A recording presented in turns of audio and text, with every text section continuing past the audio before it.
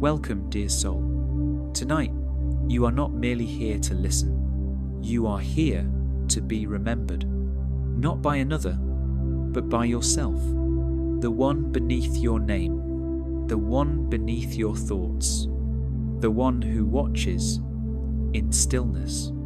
Close your eyes if you wish, or simply soften them. Let the light dim and the noise of the day settle like dust after the wind. This is not just a collection of stories. This is a temple, not made of stone, but of breath. Every word, a bell. Every silence, a doorway. You have entered a sacred space, though your body hasn't moved an inch. A space where the stories of Zen will not teach you, but undo you. What if peace is not something you gain? What if everything you've been chasing, peace, clarity, strength, silence, was never lost to begin with? What if the true path is not a staircase you climb, but a weight you release? You've been taught to strive, to fix, to figure things out. But Zen is not a lesson to be understood. It is a mirror, and when you stare into it, the noise falls away, and what is left is stillness. Not forced stillness, not passive silence, but the living, breathing stillness that has always been there, beneath the storm of your mind. A question that has no answer. Let me ask you a question. What is the sound of one hand clapping? Don't answer too fast. Don't search for logic. Don't ask your mind. Because Zen does not live in answers. It lives in the sacred space between the question and the letting go. In the next 3 hours, you will not be fed conclusions.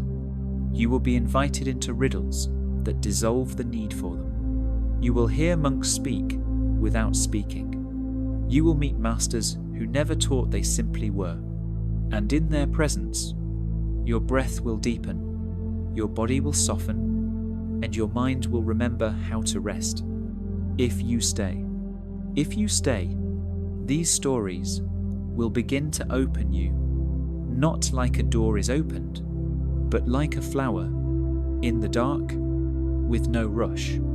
You'll travel from silence to silence, through the absurd, the beautiful, the sacred. Some tales will confuse you. Some may irritate your logic. That's good. That means you're close.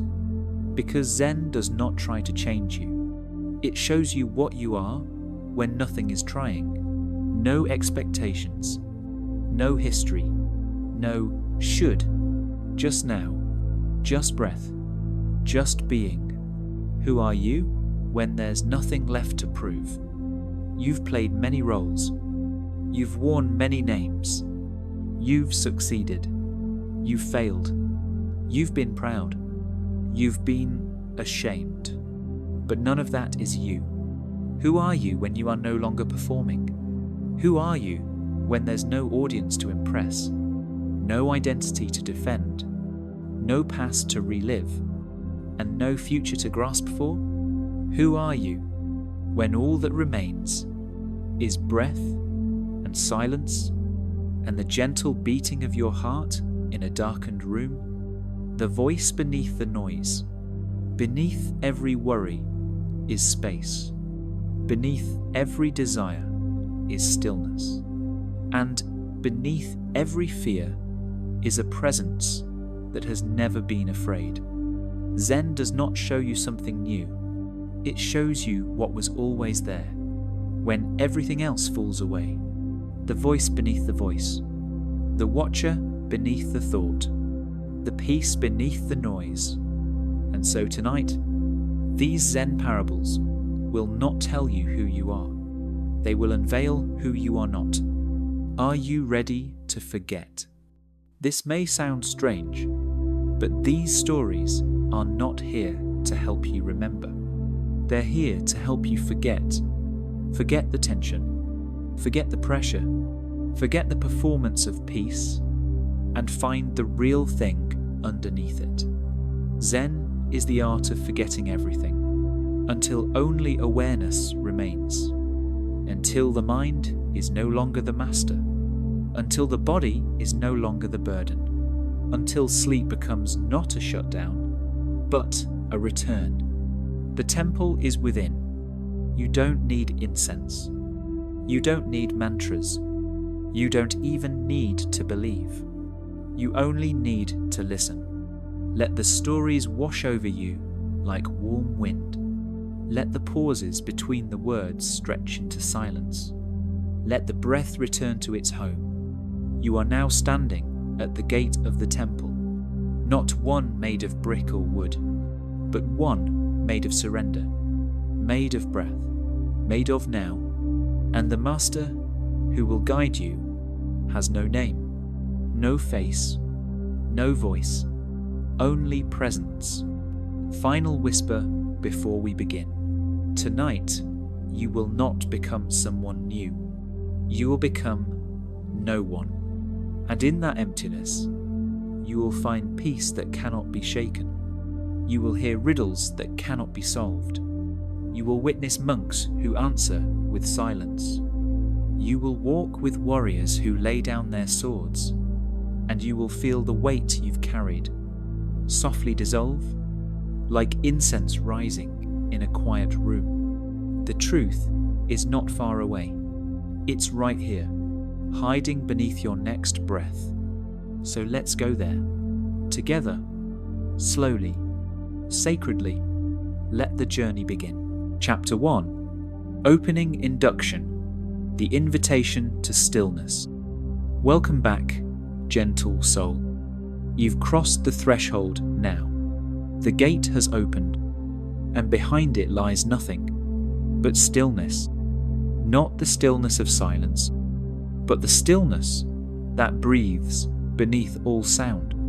Take a slow breath in, and as you do, imagine drawing in the scent of old temple wood, dampened by morning rain. Exhale gently, as if releasing a single feather from your hand. You are here, not yesterday, not tomorrow, not in the story of what was or what might be. You are here, now, in this sacred pause. Let your breath guide you down. Let the body soften. Let the shoulders fall away from the ears. Let the tongue rest in the mouth like a leaf floating on still water. Let the muscles behind the eyes release. Let the belly become heavy and free. There is no work to do here. There is no one to impress. There is nothing to achieve. This is not a performance. This is a return, the gentle unfolding. Zen does not begin with a goal. It does not begin with ambition or even with improvement. It begins with noticing. A subtle awakening to what is already here beneath the noise, behind the motion, within the breath. Right now, as you lie still, you may feel the gentle pull of thought, the mind's familiar rhythm, like a tide rising to remind you of the world outside. A memory, a plan, a doubt. But tonight, we do not push these thoughts away. We do not judge them. We do not wrestle them to the ground in the name of meditation. We only notice. Notice the breath as it enters. Cool, quiet, like morning fog through a cracked temple window. Notice the breath as it leaves. Warm, soft, like steam rising from a teacup resting in an old monk's hand. This noticing is not effort. It is not discipline. It is the opposite. It is release. When tension arises, and it might, you simply notice it. A tightness in the chest, a flicker of resistance in the belly, a ripple of thought about tomorrow. But you do not chase it. You do not follow it. You do not feed it your attention. Instead, you remain like a lantern at the edge of the forest, glowing quietly, regardless of what passes through the trees. If your mind begins to wander, let it. Let it run in circles, if it must, like a dog chasing its tail in a courtyard. But you stay still. You stay soft, because your breath, not your thoughts, is the master here. Let the wind blow.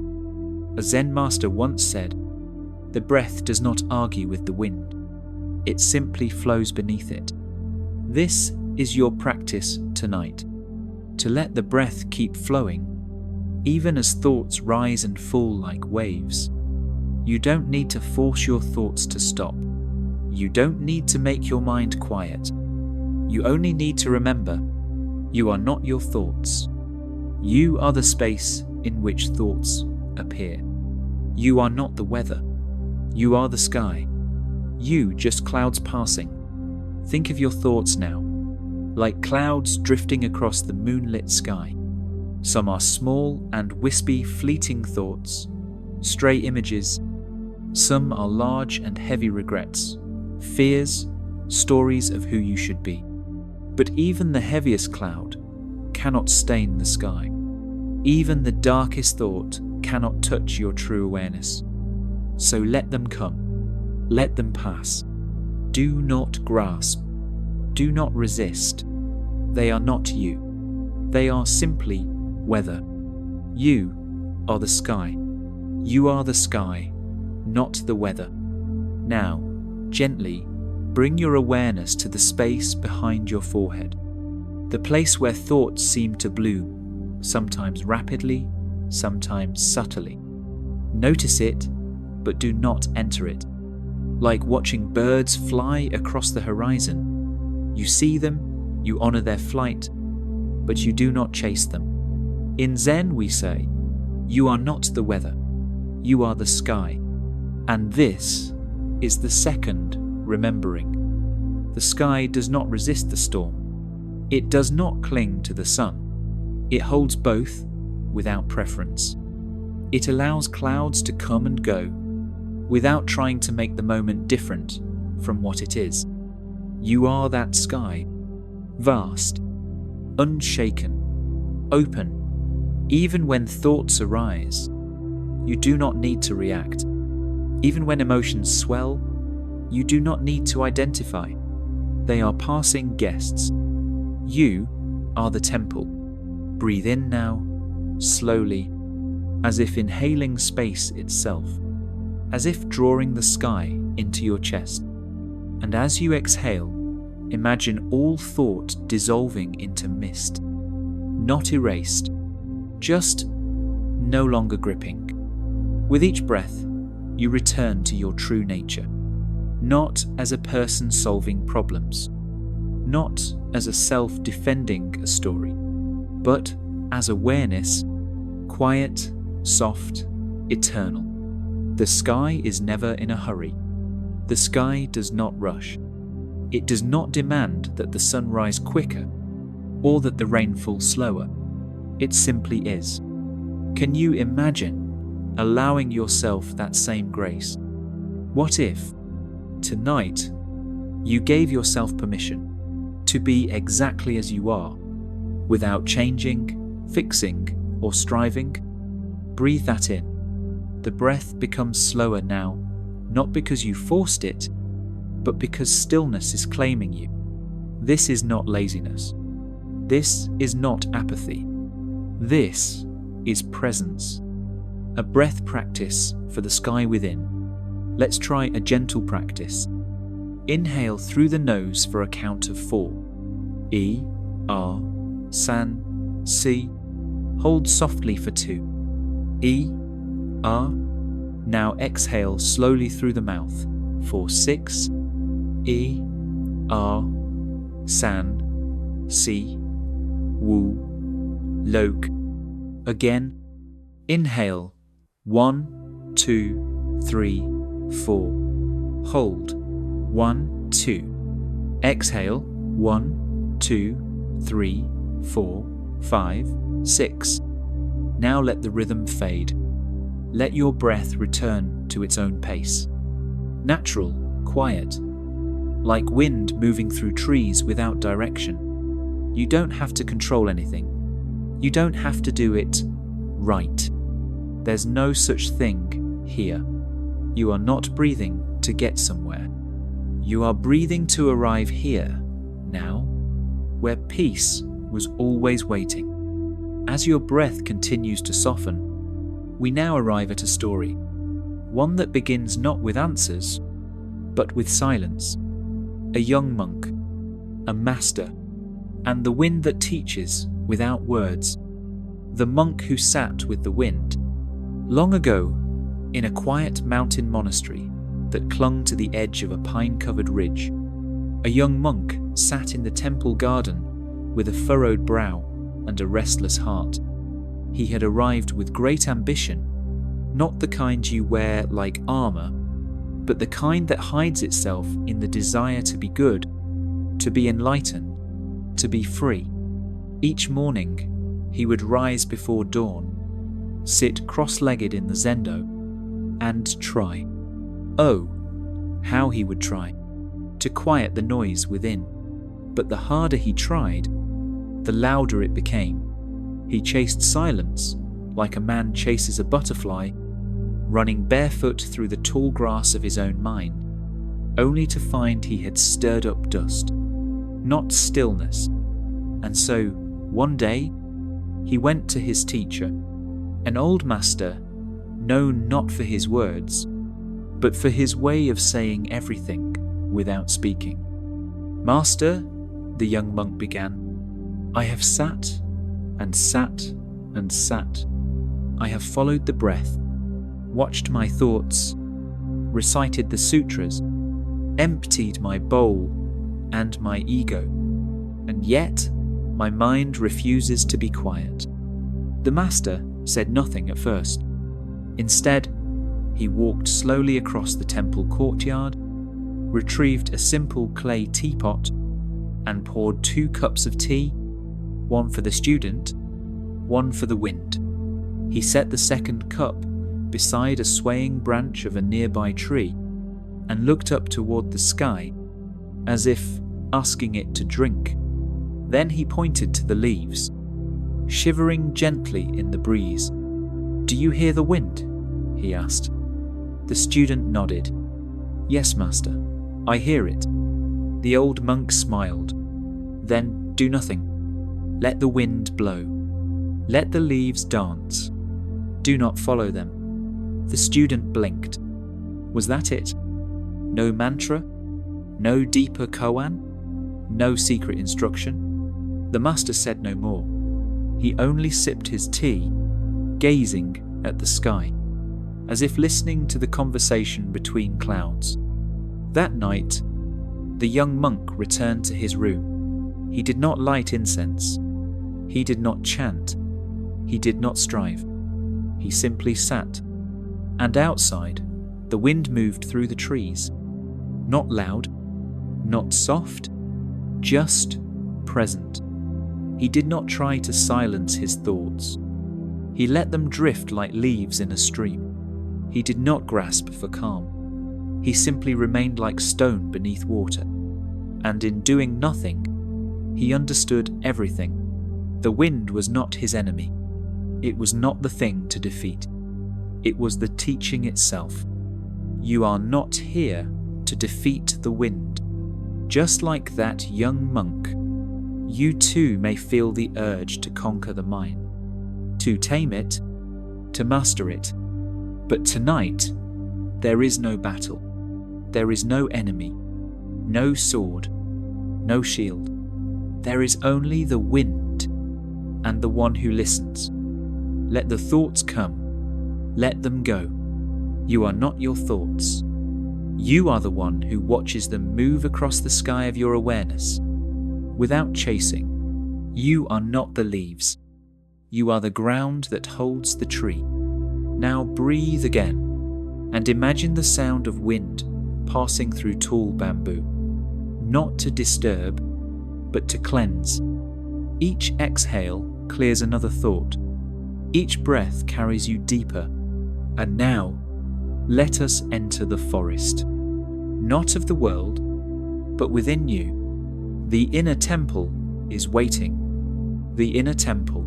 Close your eyes gently now, not to shut out the world, but to open the door to another. Not a door made of wood, but of awareness. With each breath you take, the outer world begins to fade. Not disappear, but soften, like a lantern dimming at dawn. You are still here, but you are no longer there. No longer in the roles, the names, the plans, the performance. You are beginning to walk inward. And what awaits you is a temple that has always been within you, quiet, ancient, and entirely yours. A path into the forest. With your mind's eye, see yourself standing at the edge of a pine forest just before twilight. The air is cool but not cold. The scent of moss and cedar fills your breath.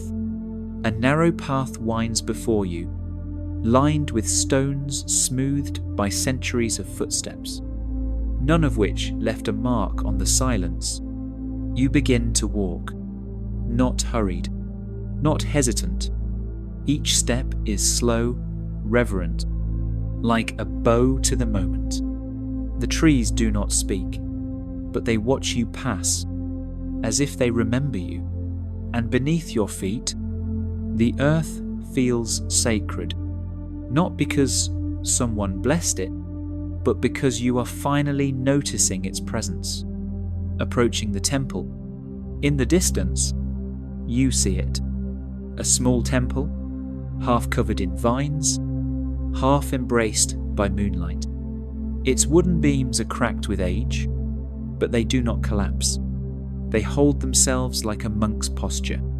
Strong, humble, still. There is no gate, no lock, no test, only stillness. This place does not ask you to be ready. It does not demand that you be healed. It does not measure your worth.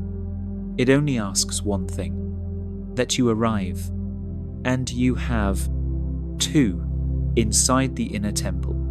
Step inside now. The air is warmer here, still, alive, but without movement. The walls breathe softly with the silence. To your left, a small candle flickers in the corner.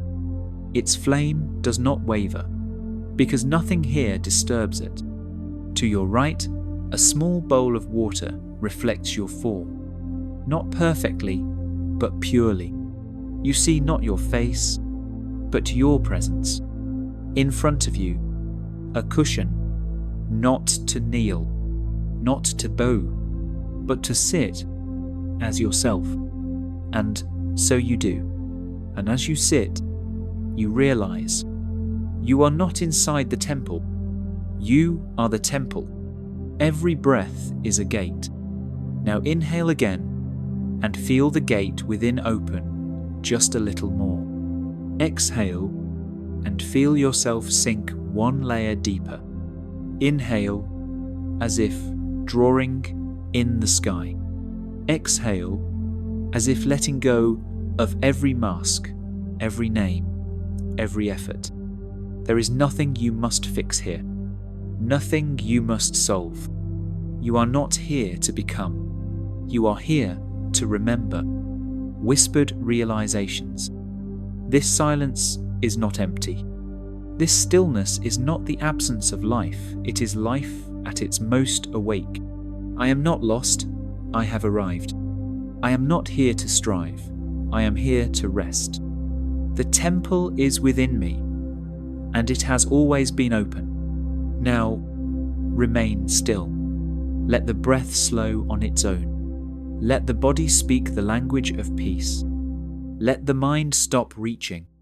Even the fire in your chest now cools. Even the wind in your spine becomes calm. You are no longer searching. You are no longer waiting for something to begin. You are in the middle of the sacred now.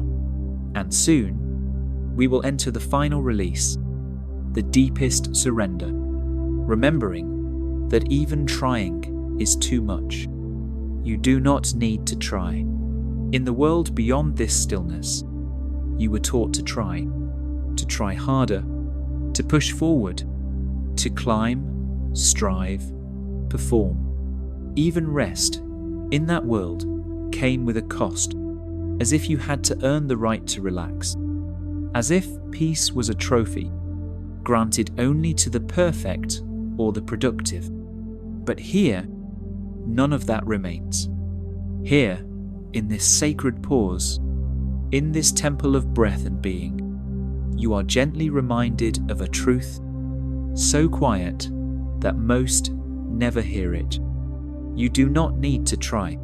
Trying is tension. Trying is the silent whisper of not enough, echoing through the body, even as it lies still. Trying is resistance wearing the mask of effort. It says, if I can just meditate right, if I can just do this perfectly, then I'll finally feel peace. But Zen invites you to look beneath all of that. Zen does not ask you to try. Zen invites you to trust. Trust what? Not a doctrine, not a ritual, not even a result, but trust this breath, this stillness, this now. Peace cannot be chased, only remembered. You do not find peace by chasing it. Chasing turns the sacred into something distant. It puts peace outside of you, like a bird you must capture, a flame you must tame. But the deepest peace is not something you gain. It is something you uncover, something that was hidden beneath the dust of doing. It is already here, already within you, already humming beneath the noise, like a bell that has never stopped ringing. Only you were too busy to hear. You are not here to be perfect. Right now, you may feel a voice arise, a small, familiar voice that says, "But I'm not doing it right," or "I can't stop thinking," or "I should be calmer by now." Let that voice speak. Let it echo. And then let it go. Because that voice is not truth. It is only habit. You are not here to be perfect. You are here to be present. There is nothing to improve, nothing to complete, nothing to become. There is only the next breath and your willingness to receive it as a gift, not a task. Imagine if even for one moment you could drop every single effort, not just physical, but mental, emotional, spiritual. What would remain? Not failure, not laziness, but openness, freedom, lightness, as if every cell of your body was waiting for permission to stop pretending.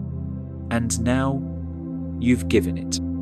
You've told the body, you are safe to release. You've told the mind, you are allowed to rest. You've told the heart, you don't need to carry it anymore. And just like that, the exhale becomes longer, the jaw softens, the soul steps forward, a final whisper before surrender. I do not need to fix myself. I only need to return to myself. I am not the noise. I am the stillness beneath it. I am not the effort. I am the awareness, watching it rise and fall. I am allowed to be here without doing anything. Let this truth settle into your bones now, not as a lesson to memorize, but as a permission to fall inward, to fall beneath the masks, to fall into the heart of who you've always been. And as this falling begins, we now enter the descent, not downward, but inward, a letting go beyond words, a surrender not of giving up, but of giving in. Chapter 2, Story 1, The Sound of One Hand Clapping, the question that opens the gate. In a hidden mountain temple, where clouds slept low over stone and silence held the roofs like snow, there lived a boy monk named Rio. He was young, but not green. His hands were calloused from sweeping ancient steps at dawn. His knees were sore from kneeling through long hours of meditation, and his lips had grown used to silence, not because he feared to speak, but because no one there spoke without purpose. The temple itself was carved into the shoulder of a mist-veiled cliff, so remote that the outside world forgot it existed. Days passed without clocks. Time was measured not in minutes, but in breaths in the rising steam of morning rice.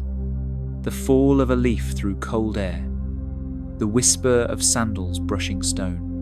And in this monastery of eternal grey robes, grey stone, grey sky, Rio burned like a lantern. He was not rebellious, nor proud, but he possessed something rare in a place of surrender, a hunger, a longing not just to follow tradition, not just to repeat what had always been done, but to understand.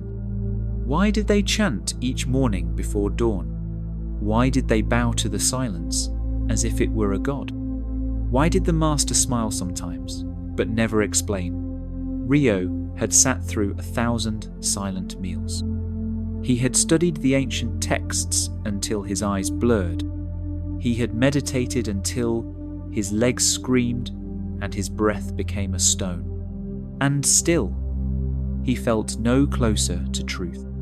One chilled morning, after sitting until the mountain fog had soaked through his robe and into his bones, Rio stood and approached the master. The old monk sat beside a window, sipping tea. His robe was simple, his posture relaxed like a tree that had stopped trying to grow and simply stood. Rio bowed deeply.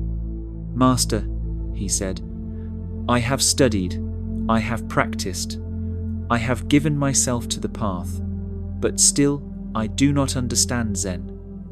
I do not feel the awakening. Please, teach me." The master did not speak for a long time. He simply gazed into his cup, as though listening to the steam rise. Then, with eyes that held a century of winters, he looked at Rio and said, "Go to the garden, sit beneath the pine, and listen to the sound of one hand clapping." Rio blinked. He waited for more, for clarification, for instruction. But the master had already turned, walking slowly back toward the altar, his sandals barely making a sound against the polished floor. Rio was left standing there, alone with a question that felt like a riddle from a dream. One hand clapping? He muttered it aloud as he walked into the grey morning mist. One hand clapping? But that doesn't make sense. One hand doesn't make a sound. Clapping requires two. It's in the contact, the collision. But the master had said nothing else. And in the temple, when the master spoke or didn't speak, that was final. So Rio did as he was told. He went to the temple garden, sat beneath the great pine, whose roots had cracked the stone path long before Rio was born, closed his eyes, and listened. The search begins. Rio sat. The pine above him stood like a sentinel, unmoved by time, unmoved by questions. Its bark was gnarled and cracked, holding the memory of countless rains. Needles fell around him like slow snow, gathering at his feet in soft piles. The wind sighed gently through the branches, and the air tasted faintly of moss and old wood. He tried to still himself. He placed his hands on his knees, closed his eyes, and tilted his head just enough to listen, as instructed. At first, he heard everything but what he was looking for. Birds called from the forest's edge, their melodies clear, sharp, real. Insects hummed in waves like thoughts, rising and falling. Far below, he could make out the dull whisper of the waterfall as steady as breath. He tried to listen for something that didn't exist. The sound of one hand clapping. He raised his right hand and softly struck it against his knee. No sound. Then he tried smacking it against his robe. A dull thud. Was that the sound? Could that count? Frustration crept in, like a shadow behind him. He imagined a single hand floating in space, clapping nothing, producing what? Silence? He remembered stories of monks who had seen the moon and awakened, who had heard a bell and become enlightened. Would this be his bell? This hand? This sound? He tried harder. He began meditating longer beneath the pine tree. He clapped his hand against the air, against tree bark, against stone. Each time, he asked the same question. Is this the sound? Is this it? But every sound felt like a failure, either too obvious or too hollow. Every echo felt too literal, too thoughtful. He journaled about it, dreamed about it, even began to doubt his own ears. And yet, day after day, Rio returned to the tree, sat down, and tried again. Other monks began to notice. They watched him from a distance. Some smiled with amusement. Some shook their heads, pitying his obsession. But the old master said nothing. He simply sipped his tea and waited. Weeks turned to silence. As time passed, the effort changed Rio. Not in ways he expected. He did not become calmer. He did not feel enlightened. He felt emptier, as if all the striving had hollowed something inside. One cold evening, Rio sat beneath the pine and stared at his open hand. His fingers were curled slightly, the skin dry from wind and time. And for the first time, he did not move. He did not strike. He did not imagine. He did not question. He just observed. It was as if something in him had grown tired of the chase, not out of defeat, but out of wisdom. His mind was a stone rolling down a hill, slowing, until it simply stopped. That night, Rio did not return to the hall. Instead, he walked. A sleepless night. That night, the moon rose like a pearl above the mist, soft, hidden, almost reluctant to show its face. The other monks had already retired, slipping into their silent sleep like candles gently blown out. But Rio remained restless. Something in him stirred, not quite frustration, not quite longing, just movement. He stepped quietly through the temple halls. His sandals brushed the wooden floor with the sound of memory. He passed the incense altar, still glowing faintly with amber heat. He paused for a moment, placing both hands in gas hoe, and bowed not out of duty, but out of instinct. Then he slipped into the cold night. The fog greeted him like an old friend. It curled around his shoulders, his cheeks, his robe. He walked slowly down the stone steps, through the sleeping garden, past the pine tree that had become both his teacher and his puzzle. He crossed the old wooden bridge, its rails softened by moss and time. Below, the stream whispered, not with words, but with something older than language, the sound of movement without meaning, without needing to be understood. Rio wandered past the shrine lanterns, whose faint glow shimmered like memories of stars. And finally, he arrived at a place no master had pointed him to, a quiet ledge beside the stream, where the water narrowed and danced silently over stones, polished by centuries of forgetting. He sat. The air was cold enough to bite, but he didn't feel it. Not really. His body was here, but his self was dissolving slowly, gently, like rice paper in rain. He picked up a small stone, smooth and grey, rolled it between his fingers. then whispered into the night, not to the stars, not to the river, not even to himself. Why would he give me a riddle with no answer? Why does Zen always give you questions that go nowhere? Why can't I solve this? The questions floated in the air, fragile and trembling. Then, in a small act of letting go or perhaps despair, he tossed the stone into the stream. There was no splash, no dramatic echo, just a soft disappearance, as if the stone had never been there. Yet, the moment of no resistance. Something in Rio stopped. Not a thought, not a decision, but something deeper, older. He closed his eyes. He exhaled, and he let the cool breath of night settle upon his skin. He didn't chase an answer. He didn't resist the question. He didn't try. And for the first time since receiving the koan, he was not listening with his ears. He was listening with stillness. The stream continued flowing. The wind moved the branches. But inside Rio, there was only space. Not emptiness, but space. A vast, aware silence. Not of the world, but of the witness of the world. No thoughts formed. No insights bloomed. There was nothing but this moment. Bare, clean, unheld. And then he heard it. Not with sound. Not with ears. But with the part of himself that had no name. It was not a clap.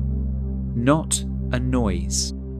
It was the absence of needing sound. It was the quiet rhythm of the ungraspable. A truth that could not be spoken, only entered. And in that space, he smiled, not because he had found the answer, but because he no longer needed one. The master smiles. The morning sun had not yet broken the ridge when Rio returned. The path back to the temple felt different now, not shorter, not clearer, just quieter. As if each stone he stepped upon knew something had shifted in him and welcomed him as someone new, though nothing visible had changed. The mist still clung to the roof tiles. The pine needles still covered the steps like forgotten dreams. The prayer bell had not yet rung, and still, everything felt softer, as if wrapped in a silence that hummed with meaning. Rio passed the garden where he had sat so many days before, obsessing, calculating, measuring his mind against an invisible mystery. He did not look at the pine tree this time. He simply bowed in its direction, without thought, without reason. The kind of bow that arises not from tradition, but from reverence, the kind that says thank you without needing a reply. Inside the hall, the master was already seated.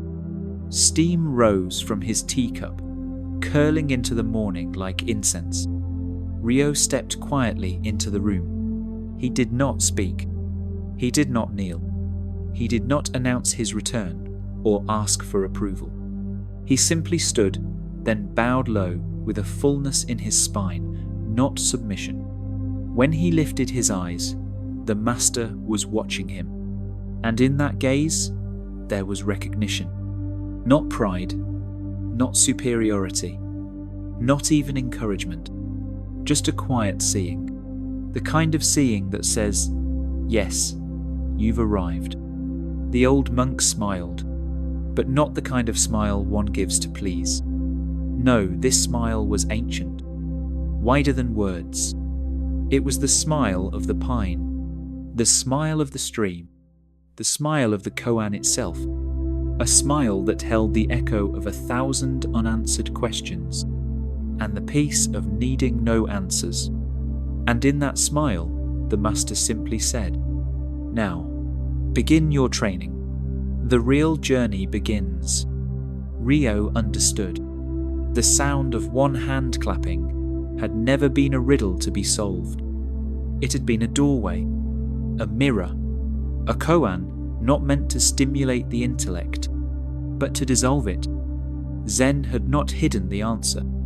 It had hidden the need for one. And now that the seeking had dropped away, now that the inner clenching had relaxed, there was space, finally, for the real path to begin.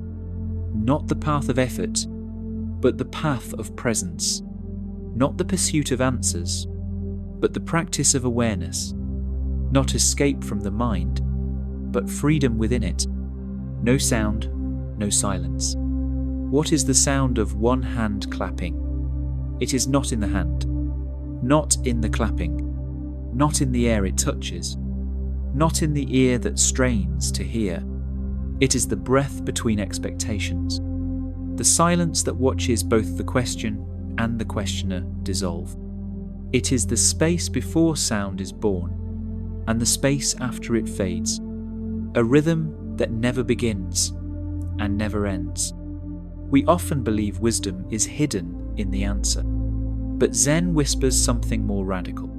Let go of the need for answers, and there you will find everything.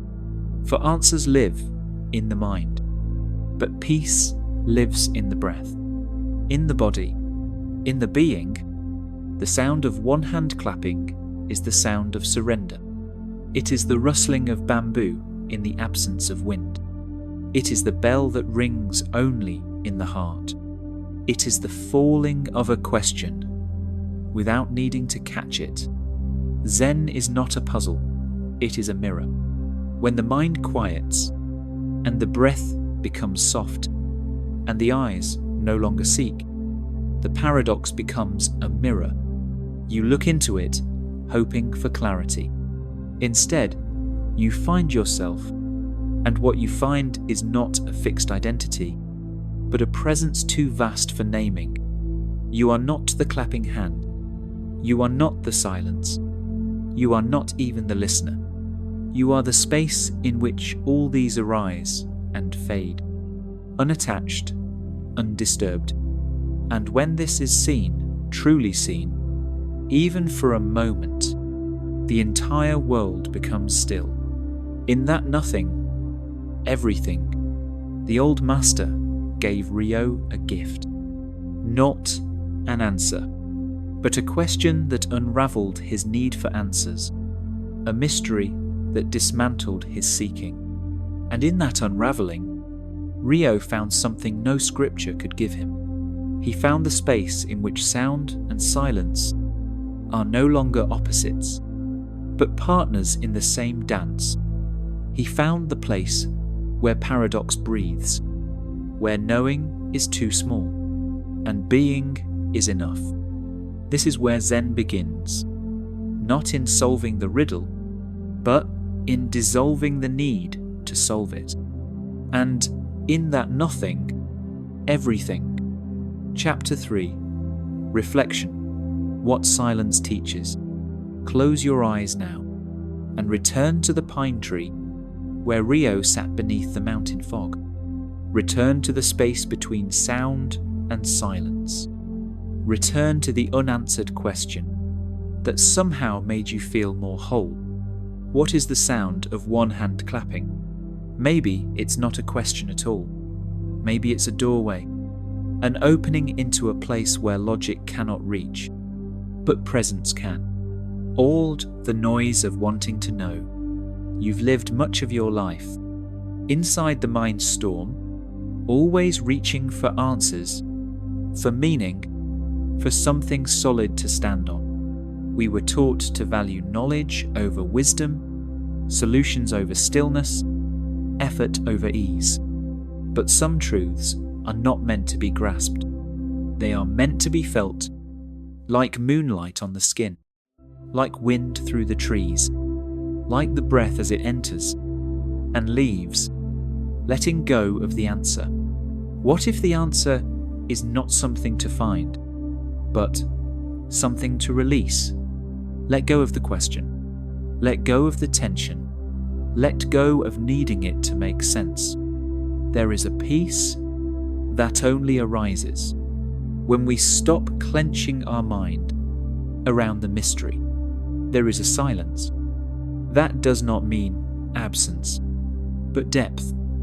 You may not know what the sound of one hand clapping is, and that is okay. That is the point. You are not here to understand Zen. You are here to become quiet enough for Zen to understand you. What silence really offers. Silence is not the opposite of sound. It is the womb from which sound is born. It holds everything. It judges nothing. It never interrupts. In silence, the world no longer needs to explain itself. The heart no longer needs to perform. The breath no longer needs to prove its rhythm. And in that space, between clapping and not clapping, between thought and emptiness, you begin to hear something deeper, not with your ears, but with your being.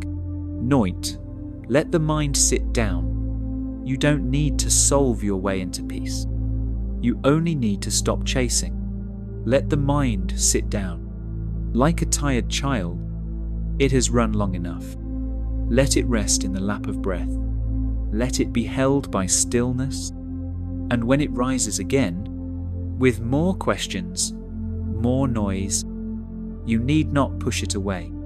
Just smile and gently return to the silence that never left. Your invitation. Tonight, you are being invited to let go of needing clarity and instead feel the comfort of not needing to know. Let the koans confuse you. Let the stories echo in your chest without resolution. Let peace arise not from explanation, but from surrender. This is what silence teaches, that the more you chase it, the further it runs. But when you sit still, it comes and sits beside you. And so we continue, not to find answers, but to become the space where they are no longer needed. Let us now walk with the next story, a lesson in humility, in emptying, returning to the pine tree. Close your eyes now, not just lightly, as we do to sleep, but fully, as if closing the curtains of the outside world, as if placing the mind itself in a cradle of stillness. Imagine the pine tree, the same one where Rio sat, day after day, seeking something beyond words. Imagine the way the needles looked when they caught the morning dew, each droplet hanging there, unafraid of falling, how the bark felt beneath his back, rough but grounding. The mountain fog curling through the branches like a soft exhale from the earth itself. No need to rush, just return. Return not to the place, but to the feeling that lives within that memory, the quiet beneath questions, the space between seeking and stillness. You are not visiting Rio's past. You are stepping into your own present, where the pine, the mist, the silence are all here, not outside, but inside you. Return to the silence beneath the sound. Return to the stillness beneath the breath. Return to the part of you that never needed to ask because it always knew. Beautiful, Michael. Let's now unfold the next section with meditative depth. The noise of wanting to know. You've lived much of your life inside the noise, not just the outer noise of traffic, voices, obligations, but the inner noise, the endless churn of thoughts, chasing thoughts, the clamour of why, what next, and what does it mean? This is the storm of the modern mind. It wears the mask of intelligence. It dresses up in curiosity. But underneath it all is fear. Fear of not knowing. Fear of standing on ground that has no explanation beneath it. Fear that if we stop chasing answers, we will disappear into the unknown. But Zen says, disappear. Disappear into the unknown, not as a failure, but as a return, because the deeper truth is this. Much of what we call understanding is just a survival instinct. We want everything labelled, measured, categorised, not so we can live more fully, but so we can feel less uncertain. We were taught to value knowledge over wisdom, to reward those who memorise over those who listen, to bow to clarity and to fear mystery. We were told, if you cannot explain it, it must not be real. And so we build a world of explanations, while losing touch with the one thing that does not need to be explained: being. Sit with this. Not everything that is true can be understood, and not everything that is understood is true. Moonlight does not explain itself. Wind does not announce its intention. Breath does not require instruction. And yet they exist, deeply, beautifully, in ways that cannot be captured by thought. You've spent so long trying to make sense of life, trying to understand love, trying to explain death, trying to define who you are. But all of these love, death, identity, they do not belong to logic. They belong to presence, to mystery, to the quiet part of you that does not speak, but feels. And when the mind finally pauses, even for a breath, you begin to notice the silence is not empty, it is alive, letting go of the answer. What if the answer is not something to find, but something to release? What if the question itself was never meant to be solved, but to be held gently, like a bowl of water that reflects the moon, knowing it will spill if you try to grasp it? We are taught from childhood that every question must lead to an answer, that every door must open to something definable. But Zen does not open doors. It erases the walls.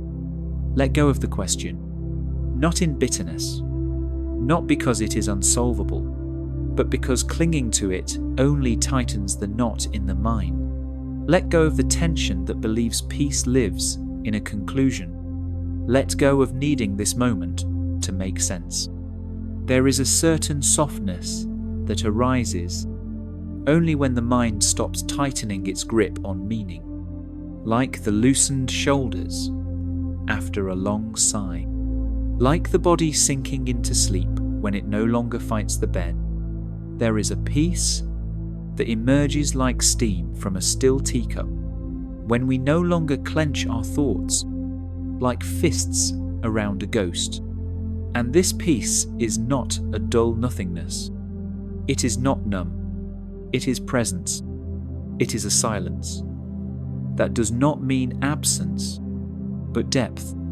The kind of silence that has weight, that holds, that listens back. You may not know what the sound of one hand clapping is. You may still wonder, still tilt your head in curiosity. And that is not wrong. But the deeper truth is this: you don't need to know. You don't need to solve. You only need to rest. You are not here to understand Zen. You are here to become quiet enough that Zen may begin to understand you.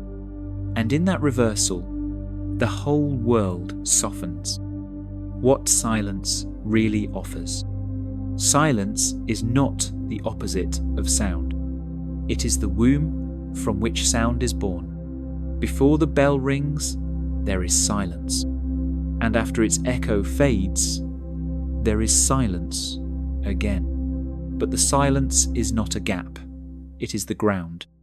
The space that allows the sound to rise and fall and still be heard. Most people fear silence because it does not entertain, it does not distract, it does not validate. But silence also never interrupts you.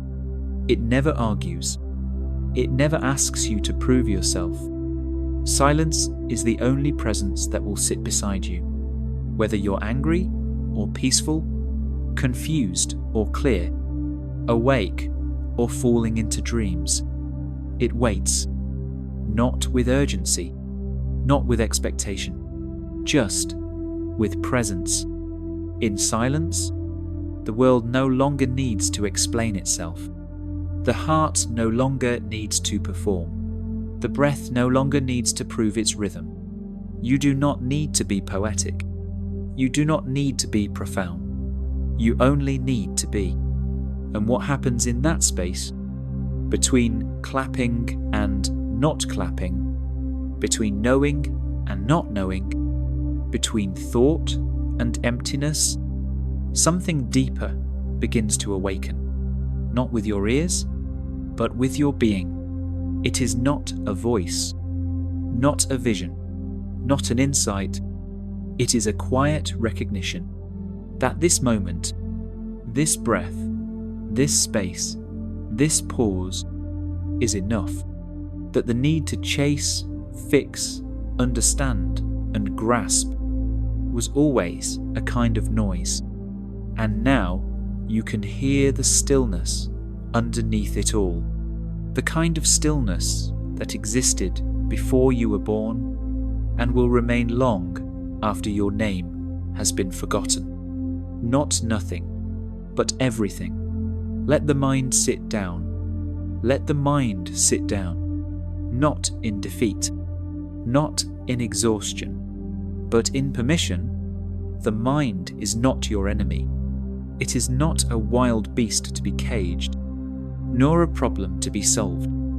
It is more like a tired child, restless not because it is broken, but because it has been running too long without rest. Thought after thought, it runs in circles, seeking shelter in answers, validation in opinions, security in plans. But just like a child eventually climbs into a mother's lap, your mind too longs to be held, not questioned, not fixed, just held. Let it sit down now. Let it rest in the lap of your breath. Let it lean into your stillness. This is not meditation as effort. This is not discipline. This is mercy. And when the mind rises again, because it will, with more questions, more analysis, more noise, you need not silence it. You need not scold it. You need not even engage. Just smile. The kind of smile the mountain gives the wind. The kind of smile a candle gives the dark. And then, gently, return to the breath. Return to the silence that never left. Return to the stillness that is not earned, but remembered. Every time the mind wanders, return. Not like a soldier to a command, but like a bird returning to its nest. Like the moon returning to the still lake. There is no punishment in wandering, only the sweetness of return. This is what Zen teaches through silence. The mind will wander. Your invitation. Tonight, you are being invited, not to think harder, not to dig deeper, not to arrive at some ultimate answer wrapped in gold, but to do the most radical thing in a world that rewards noise and rush.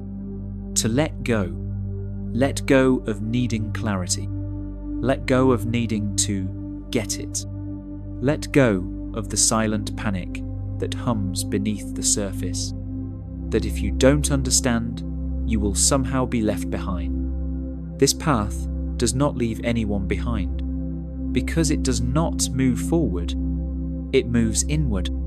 Let the Zen stories confuse you. Let the koans break your mind open like a fruit ripened by rain. Let the echoes stretch longer than the questions. You are not failing because you don't understand.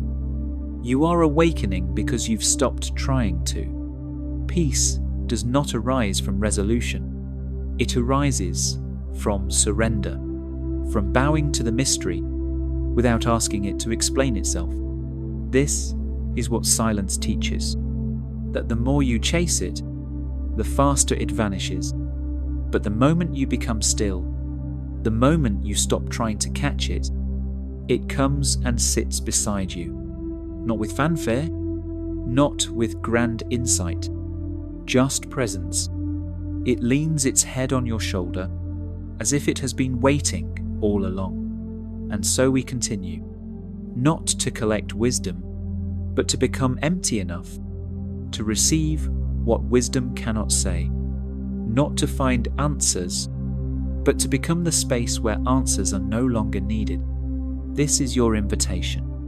And tonight, you have accepted it, not with words, but with your breath. So let us now walk together into the next story. A story not about knowing, but about emptying, about humility, about the beginner's mind, the only mind that can truly be free. Let us now step into Chapter 4, Story 2, The Empty Teacup.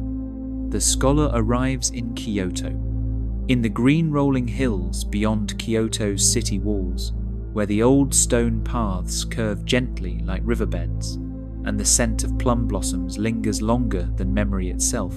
There stood a quiet monastery, old, unassuming, and largely invisible to the world rushing below. It was not marked on maps. Tourists passed it by without knowing. Its fame, such as it was, travelled only in whispers, spoken not by those who shouted, but by those who listened. This monastery was not known for its chants or its scriptures, but for something subtler, deeper, a kind of silence so pure that even the bamboo seemed to bow in reverence when the wind passed through. And within its inner garden, past the worn red gate and beyond the bell that had not been rung in years, lived an old Zen master, a man who did not consider himself a master, but whom life itself had quietly sculpted into one. Far below in the bustling city of Kyoto, a man was packing his bags. He was not a monk, not a seeker in robes. He was a scholar, a philosopher, a man well versed in Socrates and Confucius, in Descartes and Nagarjuna. His bookshelf was a miniature library. His vocabulary could make grown men feel small. He was respected in universities, quoted in journals, followed in lecture halls. And yet, something inside him remained restless. Despite all the books, all the seminars, all the essays and debates, there was a soft, whispering ache inside him, a sense that he was drinking knowledge and still thirsty, a hunger not for answers, but for something more elemental, wisdom. He had read somewhere, not in a paper, but in a letter passed quietly among colleagues of a certain monastery tucked in the Kyoto hills, a place where no doctrines were taught, yet everything could be learned, where monks spoke only when the silence had finished, saying what it needed to say. At the centre of that silence was said to be an old Zen master, a man who taught not with words, but with presence. And so, dressed in fine linen, bringing along questions etched into leather notebooks, the scholar set off confident that he would finally complete the missing puzzle of his understanding. He believed he was coming to discuss truth. What he did not know was that truth cannot be discussed. It can only be entered. The master pours the tea. The scholar arrived just after midday. The sun was resting high in the pale spring sky, its light softened by drifting clouds that floated like lotus petals over Kyoto's ancient peaks. He was guided by no map, only a memory shared in whispers. When the path begins to quiet you, you are near. And quiet it did. As the stone roads narrowed and the sounds of the city grew faint, the trees seemed to hush in reverence. Birdsong softened. Even the breeze moved slower, as if aware it was entering sacred ground. At the monastery gate stood no guard, only a bell, small, unrung. Yet its silence echoed louder than the bells of any cathedral the scholar had studied in his Western years. He stepped through, his fine sandals crunching gently over gravel. And there, beneath a maple tree, whose red leaves danced like slow fire in the spring light, sat an old man in simple robes. The master. He did not stand, did not gesture. He only smiled, the kind of smile that didn't need lips to lift. A smile that had lived in his bones long before the scholar was born. The scholar bowed, somewhat clumsily. The master returned the bow, deeper, and without a single word, he motioned to a cushion placed beside a low wooden table beneath the tree. On the table sat a ceramic teapot, handmade, imperfect in the most beautiful way. Its surface bore cracks, filled with gold, the Japanese art of kintsugi, where broken things are mended with beauty rather than hidden in shame. Beside it, 2 cups, small, empty, waiting. The master picked up the teapot. Its porcelain was warm. Fragrant steam spiraled from the spout like a prayer lifting into the wind. The scholar cleared his throat. He was eager. And so, he began not with greeting, but with intellect. "I have studied comparative philosophy for 30 years, he said. "I've written on non-duality, on self and ego, on phenomenology and epistemology." He adjusted his robes. "My aim is to understand the root of Zen, to see where it fits in the intellectual framework of human truth." The master nodded, slowly, and began to pour the tea. As the scholar continued, so did the pouring. He spoke of Kant and Keiji Nishitani, of Plato's cave, of the Bhagavad Gita, of neural pathways, meditation's effects on the amygdala. All of it brilliant, all of it dense, and still the master poured.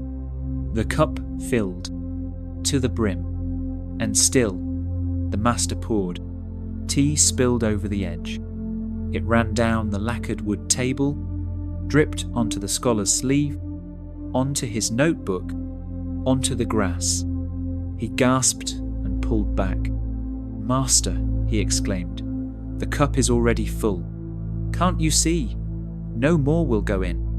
The old monk placed the teapot down. He looked at the scholar, not with annoyance, but with deep calm, as though the entire teaching was not in what he would say next, but in what he had already done. And then, in a voice like falling leaves, he spoke. "Exactly. You are like this cup, so full of your own opinions, there is no room for anything new." The scholar's realization. The moment hung in the air like incense smoke, thin, fragrant, and alive with meaning. The teacup no longer overflowed. The teapot was still, but the lesson was just beginning to pour. The scholar sat frozen, not from embarrassment, not even from anger, but from something far more rare in a man who had built his life on certainty. Awakening. He looked down at the tea, dripping onto his fine robes, the soft splash it made on the moss below. He looked at the cup now full, but useless. He looked at his hands, still clutching his notebook, as if the act of writing could rescue him. And for the first time in many years, his mouth, so accustomed to articulation, remained silent. His thoughts stumbled over themselves. He wanted to argue, to clarify, to ask what this gesture had to do with Zen or enlightenment. But the words refused to form. Something deeper was speaking now, not in syllables, but in space. All around them, the garden held its breath. A breeze passed gently through the maple branches above. The rustling leaves sounded like ancient monks chanting a lesson older than language. The plum blossoms swirled in the air like snow made of perfume. No one spoke, and yet everything did. The silence between the two men was not awkward. It was sacred. The scholar's chest rose with a slow inhale, not forced, not performed. And as he exhaled, he felt it. The heaviness he carried in his mind. The weight of having to know everything. To define. To explain. To outthink his own confusion. He saw, with startling clarity, that he had come not to receive, but to impress. He had asked for wisdom, while refusing to make space for it to enter. Like a traveller who demands more light, but refuses to lower the lamp he's holding. The master did not lecture. He did not explain further. He simply sat quietly, peacefully, as if to say, "Now that your cup is overflowing, you can see what you've been carrying." And in that stillness, something within the scholar began to shift. It was not a dramatic moment. There were no tears, no declarations, just a soft, internal unclenching, a slow release of the mental fist he had kept closed for decades. He closed his notebook, let it rest beside the dripping cup, folded his hands in his lap, and listened, not to the master, but to the silence between them. And in that silence, he began for the first time to learn. The scholar's realization. The moment hung in the air like incense smoke, thin, fragrant, and alive with meaning. The teacup no longer overflowed. The teapot was still, but the lesson was just beginning to pour. The scholar sat frozen, not from embarrassment, not even from anger, but from something far more rare in a man who had built his life on certainty. Awakening. He looked down at the tea, dripping onto his fine robes, the soft splash it made on the moss below. He looked at the cup now full, but useless. He looked at his hands, still clutching his notebook, as if the act of writing could rescue him. And for the first time in many years, his mouth, so accustomed to articulation, remained silent. His thoughts stumbled over themselves. He wanted to argue, to clarify, to ask what this gesture had to do with Zen or enlightenment. But the words refused to form. Something deeper was speaking now, not in syllables, but in space. All around them, the garden held its breath. A breeze passed gently through the maple branches above. The rustling leaves sounded like ancient monks chanting a lesson older than language. The plum blossoms swirled in the air like snow made of perfume. No one spoke, and yet everything did. The silence between the two men was not awkward. It was sacred. The scholar's chest rose with a slow inhale, not forced, not performed. And as he exhaled, he felt it. The heaviness he carried in his mind. The weight of having to know everything. To define. To explain. To outthink his own confusion. He saw, with startling clarity, that he had come not to receive, but to impress. He had asked for wisdom, while refusing to make space for it to enter. Like a traveller who demands more light, but refuses to lower the lamp he's holding. The master did not lecture. He did not explain further. He simply sat quietly, peacefully, as if to say, "Now that your cup is overflowing, you can see what you've been carrying." And in that stillness, something within the scholar began to shift. It was not a dramatic moment. There were no tears, no declarations, just a soft, internal unclenching, a slow release of the mental fist he had kept closed for decades. He closed his notebook, let it rest beside the dripping cup, folded his hands in his lap, and listened, not to the master, but to the silence between them. And in that silence, he began for the first time to learn, the wisdom beneath the spill. Long after the scholar's robe had dried from that first unexpected spill, long after the scent of jasmine tea had faded from the wood of the table, the lesson continued to pour into his heart, not as a stream of words, but as a quiet, unfolding realization. The tea that overflowed from the cup was not wasted. It was a mirror, and the moment it touched his hand, something deeper touched his soul. He began to see that the cup had never been the problem. It was how he had come holding it, clenched tight, already full, unwilling to loosen his grip. In Zen, there is a saying, when the student is ready, the teacher appears. But the deeper truth is this: when the cup is empty, the tea reveals itself. The master had not mocked him. He had not dismissed his learning. He had not even asked him to stop thinking. No, the master had shown him something more compassionate, more powerful than correction. He showed him the limit of fullness. For in life, we are taught to gather knowledge, gather identity, gather achievements, possessions, accolades, followers, opinions. We are told, more makes you whole. But Zen whispers a different truth. Only emptiness makes you open. Only space allows for arrival. The overflowing cup was not a mistake. It was a doorway. And once the scholar walked through it, not with his feet, but with his awareness, he began to see just how much he had been missing. Each day he had lived before that moment was filled with answers, yet he remained unsatisfied. Why? Because he had never made room for questions that could not be answered. He realized he had studied the words of awakened men, but never sat in their silence.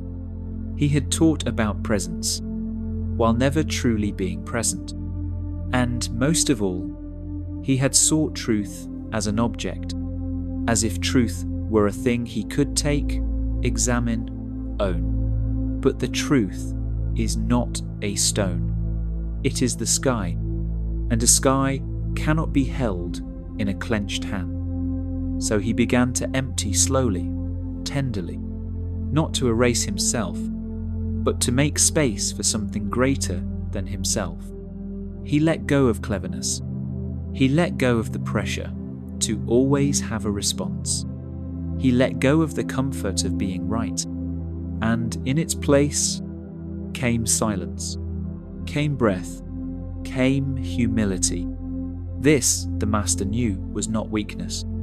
It was the strongest gesture a human being can make.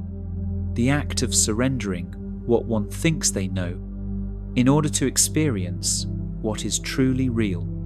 And here, dear listener, we invite you to pause, not to forget what you know, but to loosen your grasp on it. You may be full of questions tonight, or you may be full of stress, memories, assumptions, responsibilities. You may be replaying conversations, trying to fix something, prove something, hold something together. But if even for just this moment, you set it all down, if even for a few breaths, you let your cup be empty, then perhaps, like the scholar, you'll begin to feel something gentle arrive. Not more thoughts, not more solutions, but presence, stillness, a kind of peace that has been waiting in the silence all along. The listener's reflection, the practice of emptying. Now, dear soul, let us turn gently inward. You've heard the story. You've walked beside the scholar. You've watched the cup overflow, and you've seen how that moment so simple, so quiet, became the beginning of his real awakening. And now, it is your turn, not to explain, not to analyze, but to sit and listen to your own inner cup. Take a breath, slow, soft, present. Now ask, not with the mind, but with the quiet part of you that has always known how to listen. What am I full of? What fills your cup so tightly that there is no room for stillness to enter? Is it the noise of the world? The expectations of others? Old identities you no longer want, but still wear like heavy robes?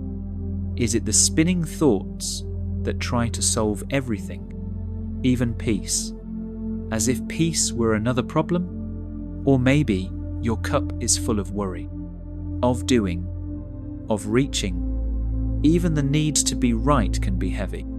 Even the belief that you are not enough can take up space. So tonight, let us pour a little out. Not with judgment, not with shame, but as an offering. Let go of one thought, just one, the one pressing most loudly against the walls of your heart. Inhale, and as you exhale, let it go, not to destroy it, but to set it down. Just for now, let go of the pressure to figure it all out. Let go of needing to be the perfect parent, the perfect student, the perfect seeker. Let go of the story that says peace must be earned. Zen reminds us, the tea is always ready. The only question is the cup? And now, feel your body again. Feel the places where your muscles are beginning to soften. Feel how your face is no longer holding expression. Feel how your breath is no longer something to do, but something you can rest in. This is the emptiness the Master was pointing to. Not a void, not nothingness, but space, sacred space. The space where something new can begin to arise. Not from effort, but from allowing. You do not need to know what will come. You do not need to chase it. It will arrive when your hands are open. So as you lie here now, still listening, ask your soul one final question for tonight. What can I make room for? Can I make room for ease? For silence? For grace? Can I make room for the possibility that I do not need to be full, to be complete? Can I make room for peace? Not by finding it, but by allowing it to return? You are not broken. You are not behind. You are simply full. An emptiness, sweet, gentle emptiness, is waiting. Let us now continue, dear soul, into the next story, a tale not of seeking, but of stillness. Chapter 5, Reflection, Ego, Humility, and the Beginner's Mind. Close your eyes now, dear soul, not as a command, but as an invitation. Let the outer world grow dim. Let the noise slip into distance. The image of the teacup, once overflowing, begins to dissolve. Not erased, but softened. You no longer need to hold it in your mind. Let it drift into the background of breath, where all true teachings settle. Let your breath become the slow rhythm that guides you home. Inhale slow, curious, unforced. Exhale gentle, without need. Like mist over morning fields, let your thoughts scatter and melt. Now, ask gently, without urgency, what am I carrying that has filled my cup too high? Don't rush to answer. Let the question hang in the air like incense smoke. Let your heart be the one who listens. Know the weight of knowing. Sometimes peace evades us not because it is far, but because our hands are already too full to hold it. We carry so much. Not just responsibilities, but identities. Not just pain, but the pressure to never appear wounded. Not just knowledge, but the need to always be seen as the one who knows. The ego is subtle, quiet, clever, It hides behind our accomplishments. It disguises itself as confidence. But what it truly fears is emptiness. It is terrified of not knowing, because to the ego, not knowing feels like death.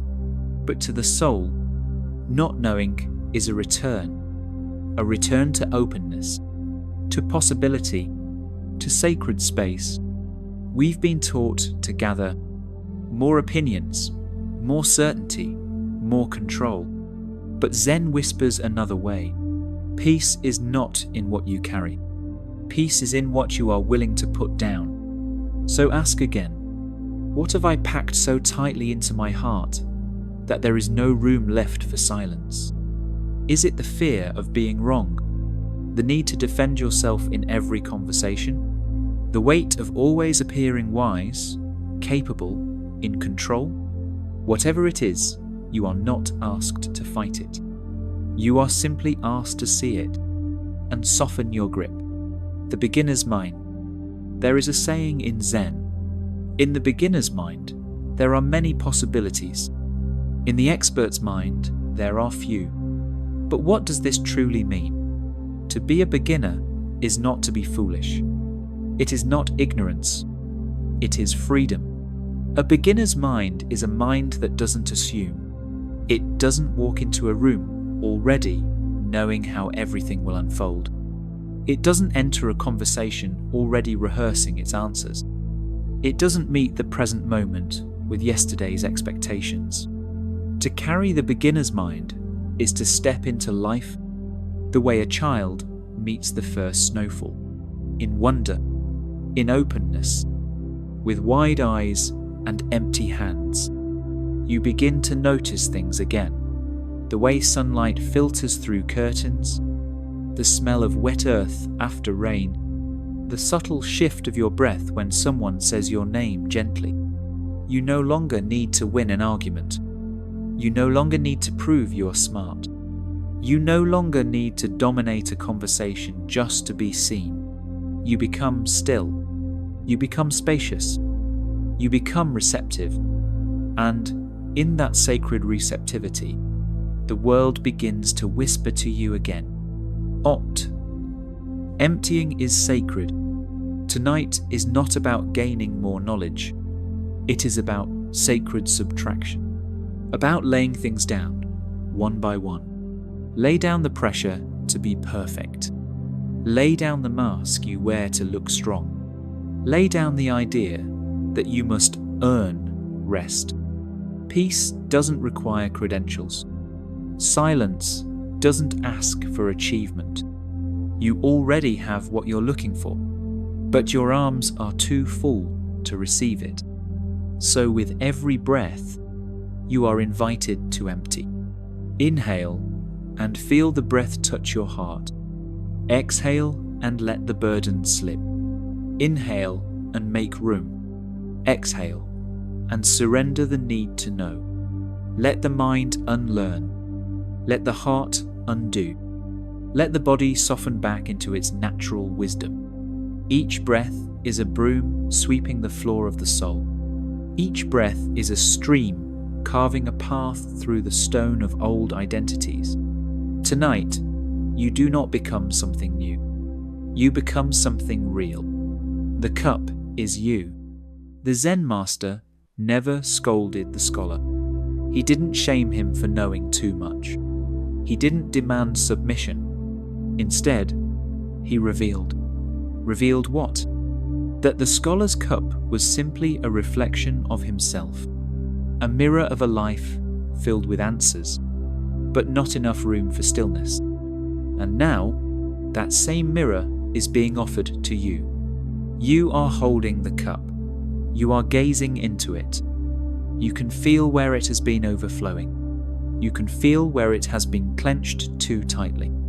And maybe, just maybe, you now feel ready to loosen your hold, to allow just a few drops of unneeded thought to spill, to make room not for more doing, but for more being. Because peace is not something to be added. It is what remains when the unnecessary has been gently released. You are not broken. You are simply full, and the sacred emptiness of this moment is the first sip of the tea you've always longed for. Let the breath return to stillness now. Let your chest rise and fall like the tide at midnight. Let the mirror rest at your side. Let your shoulders sink into the bed beneath you. You are already enough. You do not need more. And now, let us continue, dear listener, to a tale of non-attachment, a master with no possessions, a thief with no power, and a lesson on what can never be stolen. Chapter 6, Story 3. The moon cannot be stolen. It was a cold evening in the snow-laced mountains of northern Japan, the kind of cold that silences birdsong and sends even the wind into stillness. The trees stood motionless, cloaked in frost, their branches arching like frozen prayer hands toward the dimming sky. Twilight painted the landscape in shades of silver and blue, and the scent of pine mingled with the smoke of distant hearth fires. The monastery sat gently upon the mountainside, not as a conqueror of land, but as a whisper nestled in the folds of earth and sky, a place where the world no longer shouted, but exhaled. The rooftops, dressed in snow, curved softly into the sky like sleeping animals. Lanterns glowed faintly behind rice paper walls, their amber light trembling with every flicker of flame. They cast delicate silhouettes of monks in motion, gliding across wooden corridors like spirits wrapped in silence. No voices disturbed the air. Only the gentle creak of temple wood, the shuffle of sandals, and the sound of a bell struck not for noise, but for presence. At the far edge of the temple grounds, tucked beyond the garden and nestled beneath a slope where the snow melted more slowly, stood a solitary hut. It was modest, built from aged cedar and driftwood, weathered by seasons, but cared for with loving humility. There was no sign, no gate, no title carved above its door. And yet, this was where the truest teachings lived, in the silence of the mountains and in the stillness of the one who called this hut home. Inside lived Ryokan, a Zen master not known for public teachings or great sermons, not known for miracles or followers or grand achievements, but known by those who understood as a man of deep simplicity. He had no riches, no students lined at his door, no golden statues or ornate robes, only a mat made of straw for sleep, a single bowl for food, a candle stub whose flame often surrendered to the wind, and a window through which he could always see the moon. And yet, in his presence, something stirred as if just being near him unravelled the tight knots in your chest, as if the burden you didn't know you carried slowly lifted in the warmth of his gaze. He didn't need to teach, his silence was instruction enough. He did not need to correct, his being was the answer. And so, on that cold night, as snow settled softly like ash from the heavens, the story unfolded not with noise, but with the quiet arrival of the unexpected. Part 2. The Thief in the Night. While the moon rose higher in the ink-stained sky, its round face glowing like a lantern hung by the gods, a shadow moved silently through the forest that bordered the temple grounds. The snow muffled every footstep, but the heart of the one who crept between the trees beat loudly with anticipation, with hunger, and perhaps with desperation. He was not a warrior, not a monk, not a seeker of truth or beauty. He was a thief, a man hardened by years of want, by nights spent in hunger and days spent unnoticed by the world. In the cities below, he had stolen out of necessity, food, firewood, coin, but tonight something else had pulled him toward this mountain. Whispers of ancient scrolls, tales of temple gold, perhaps rare objects, gifted by noblemen long forgotten, now resting in a hut occupied by a quiet master who never locked his door. The thief did not believe in spiritual wealth. He believed in warmth, in food, in the crunch of silver between fingers. And so he moved like smoke through the snowy pines, ducking beneath branches heavy with white, until he reached the edge of the monastery. The buildings were still, peaceful, silent, but not in slumber, the kind of silence that listens, watches, and waits. The thief, guided by instinct, passed the larger temple halls. Their elegance made him wary. He sought not ceremony, but vulnerability. He scanned the grounds until his eyes landed on a small hut. Quiet, dimly lit, humble, isolated. This must be it, he thought. He crept up the stone path, pressed his fingers against the wooden door, and gently slid it open. Inside, the air was still, not a single object out of place. A floor swept with reverence, a blanket folded with care, a candle flickering with soft, untroubled light. But no gold, no scrolls, no box of offerings, only a single teacup, a cushion, and beside the candle a small wooden bowl, empty. The thief's brow furrowed. He stepped further in, his eyes searching the shadows for something hidden. Perhaps beneath the mat? He lifted it, nothing. Perhaps under the floorboard? He tapped and listened. Hollow, but bare. He opened the tiny drawer near the candle. Inside, only a dried plum, wrapped in cloth, with a note that read, "For tomorrow's breakfast." Frustration stirred within him. This was not what he had come for. He felt cheated not by the master, but by his own hope. And just then, before he could leave, a voice like falling snow came from behind him. "You've come a long way to visit me," the voice said softly, "and you should not return empty-handed." The thief spun around. Standing in the doorway was an old man, barefoot in the snowlight, his robe thin, his face lined with time, but glowing with peace.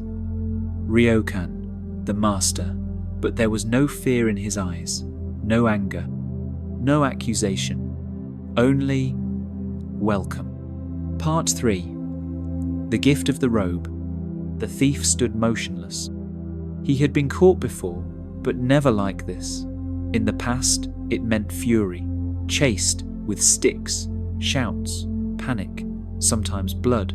But now, this old man before him did not reach for a weapon. He did not scream. He did not ask for his belongings to be returned. Instead, Ryokan's voice was calm. So calm, it felt unreal, like a windless lake, reflecting only truth. "You should not return empty-handed," he said again, stepping into the hut with the grace of someone unbothered by anything this world might take. The thief blinked. He was unsure whether to run or apologize or drop to his knees. But Ryokan simply smiled, the kind of smile that wasn't made for social exchange, but one that grew from a deep understanding that all things pass, and that nothing is ever truly ours. He paused beside the candle.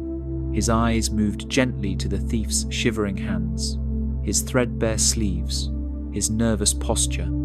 And without a word, Ryokan reached to untie his robe. It was a simple robe, coarse, worn, faded with years of snow, rain, and sun. But it was the only robe he had. Still, with reverence, not pity, Ryokan folded it carefully, as if offering a sacred gift, not a cast-off. He stepped forward, holding it out with both hands, arms extended like a bridge. "Please," he said, "take this. It is all I have." The thief stared at the garment, then at Ryokan. What was this? Some trick? Some manipulation cloaked in kindness? Or was it real? The hut was cold. Ryokan now stood with only the thin cloth of his undergarment between his body and the winter air, but his face showed no discomfort, only peace. The thief, now trembling more from confusion than cold, took the robe slowly, his fingers brushing the master's hands. There was no ceremony, no enlightenment, no dramatic transformation, only a quiet moment, shared between two men, one who had come to take and one who had nothing left to defend. And just like that, the thief turned and disappeared into the night. Ryokan did not chase him, did not shout blessings or farewells. He simply stood at the threshold of his hut, the snow now kissing his bare shoulders, his breath visible in the moonlight, and smiled. There was no loss, only presence. Part 4. The Master and the Moon. The night had grown even colder. The wind moved gently now, like a lullaby played on invisible strings, brushing through pine needles and sliding between temple eaves. Snowflakes drifted down in slow spirals, kissing the wooden steps of Ryokan's hut, dissolving upon the stones with the quiet dignity of monks bowing in the dark. Inside, the fire had long burned out. The candle trembled in its final moments, its flame a shrinking golden eye. And Ryokan, now bare, exposed to the night air, sat cross-legged beneath the window. He did not shiver. He did not rush to cover himself. He did not lament what had been taken. Instead, he turned his gaze upward, through the small round opening in the paper wall, and there it was, suspended in the sky, like a silent silver offering. The moon, not just a circle of light, not just a celestial rock, but the moon, the witness of all things, the mirror of all change, the still companion of night and contemplation. Its glow touched the skin of Ryokan's shoulders. Its light poured across the tatami mat, and in that cold and sacred silence, the old master whispered into the vastness, "Poor fellow, I wish I could have given him the moon." He meant it. This was not sarcasm, not poetry, not performance.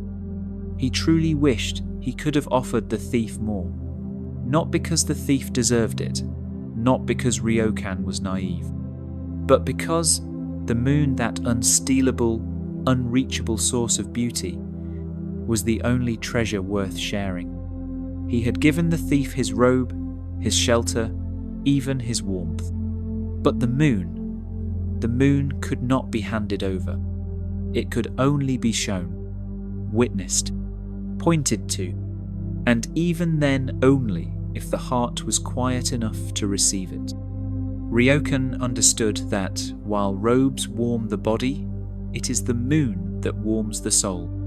And this thief, lost in desire, bound by survival, had taken from a man who owned nothing and missed the only thing truly worth seeing.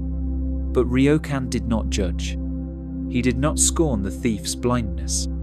He only felt compassion, the tender ache of a teacher who sees the suffering of those still reaching outward for what they already hold within.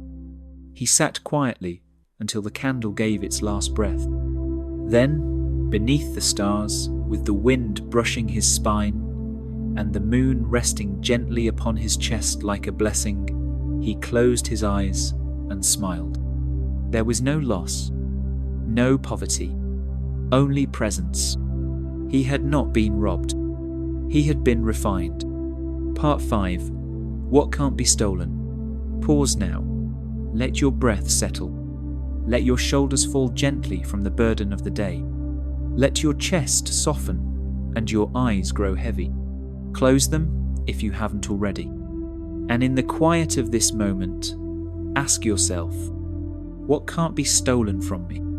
It's a strange question in a world obsessed with possession. We are taught quietly, constantly, to gather, to collect, to guard money, image, status, identity. We are told to lock our doors.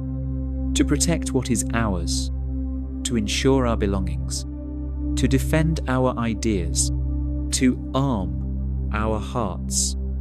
But what if true peace is not found in protection, but in surrender? What if the deepest security arises not from building walls, but from realizing that there is nothing to defend?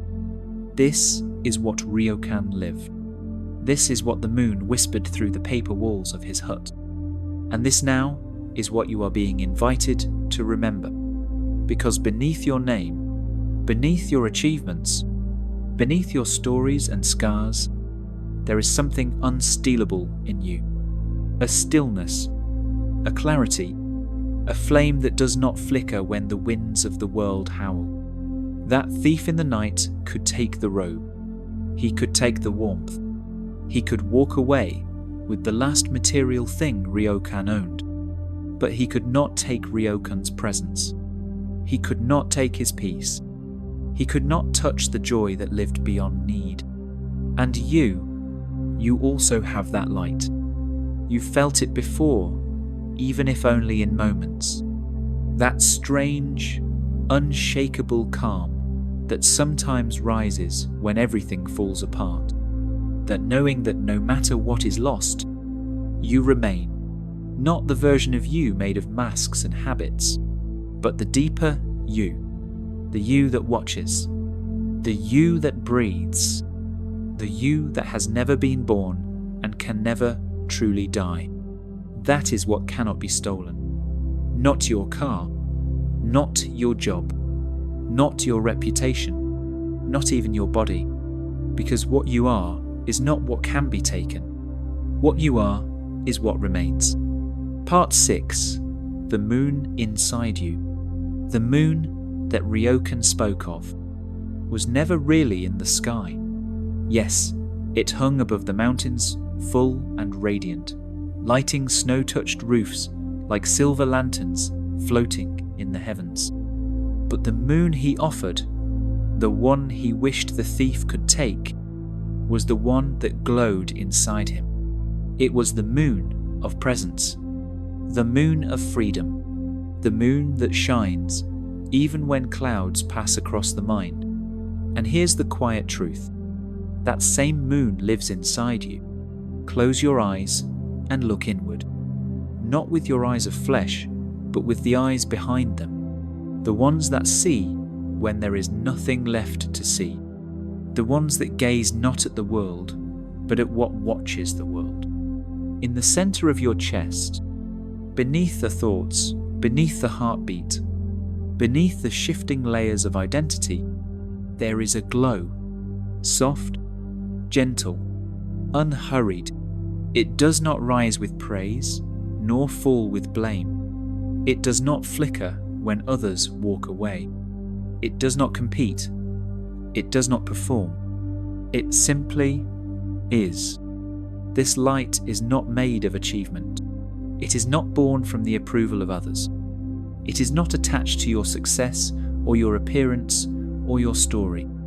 It is you before the world told you who to be.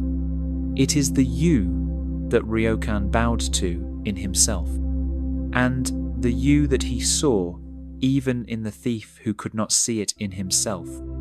This moon, this presence, is not the kind of treasure you guard in a chest. It is the kind of treasure that shines brighter the more you share it. It is the light that grows softer the more you let go. You can't sell it. You can't wear it. You can't photograph it. But you can feel it. Right now, in this breath, in this stillness. Breathe into it. Feel it expand. Let it warm your bones, like moonlight falling through the window of a quiet hut. Let it remind you that even if everything around you were stripped away, this light would remain. You are not the robe. You are not the hut. You are not the teacup or the blanket or the title. You are what remains when those things are gone. You are the moon that cannot be stolen. Chapter 7. Reflection. What cannot be taken from you? Take a long, slow breath now. Let the image of Ryokan beneath the moon settle into your heart. No robe, no fear, just peace. Breathe again, as if your breath is the moonlight itself, pouring through your chest. And ask softly, what part of me can never be stolen? The peace beyond possession. In a world where everything changes, where jobs shift, relationships evolve, bodies age, and fortunes rise and fall like tides, there is something within you that remains. Call it presence, call it soul, call it the watcher behind the eyes. You've known it in moments when time disappeared, when silence wrapped around you like a warm wind, when you felt free, not because you had everything, but because in that moment you needed nothing. What we fear to lose, we fear the loss of things, our money, our homes, our status, our image in the eyes of others. But here is a quiet truth. None of that was ever truly yours. They pass through you like seasons, like dreams. To grasp them too tightly is to be ruled by them. To release them is to become unshakable. You are not the robe. You are not the title.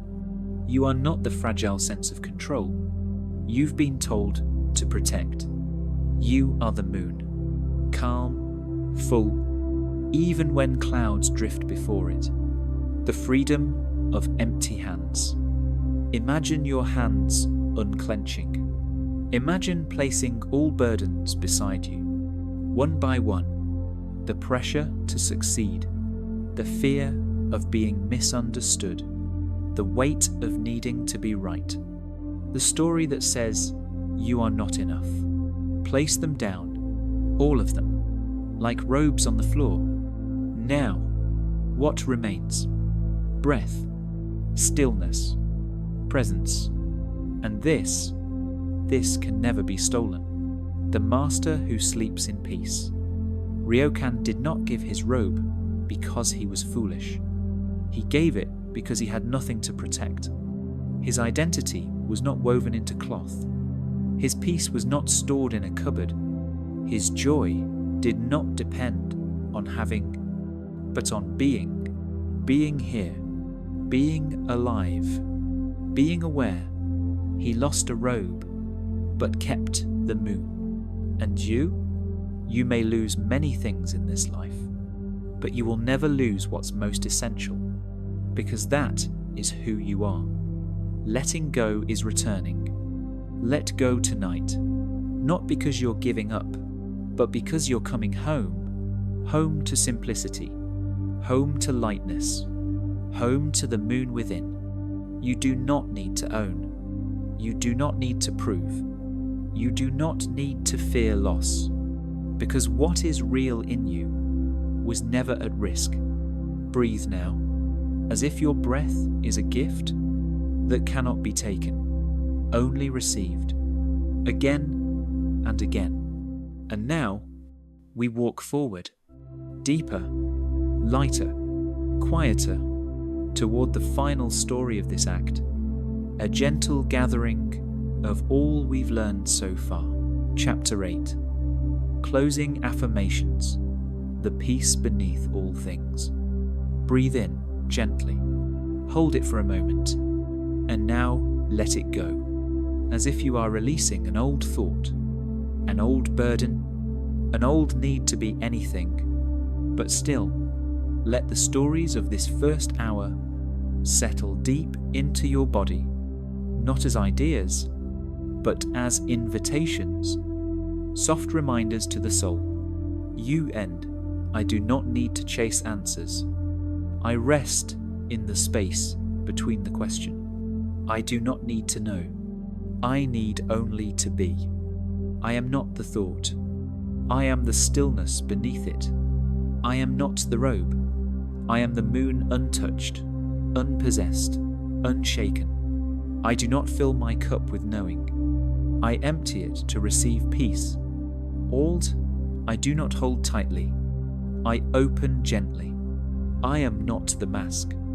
I am the witness behind the face. Whispered breath affirmations. Inhale slowly. I am safe. Exhale gently. To let go. Inhale. I am not what I own. Exhale. I am what remains. Inhale. I trust the silence. Exhale. I release the noise. Inhale. There is nothing to prove. Exhale. I return to peace. The temple within. Let the temple within you grow quieter now. The candles dim. The incense fades. The bell no longer rings. But in that silence, you find something greater. You find yourself. Not the self of stories or achievements, but the deep, enduring presence that has never left. The watcher, the sky, the breath, the moonlight in human form. This is who you are when there is nothing left to perform. A door opens to Act 2. Now, the first gate has closed, but beyond it, another path awaits. A deeper unfolding, a journey inward, into the heart of the Zen way, where we'll face illusion, attachment, emotion, and return to something even deeper, something that cannot be lost, because it was never separate. Sleep if you must, breathe if you can, and allow the next step to come, not by striving, but by stillness. We begin again, not as seekers, but as space itself. Chapter 9, Introduction to Inner Alchemy. Welcome to the deeper temple, not one made of stone, but of stillness that glows from within. The outer gates have closed behind you. The mind has softened.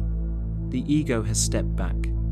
The breath has slowed. And now, we enter the alchemy of the soul. What is inner alchemy? Alchemy once meant turning lead into gold.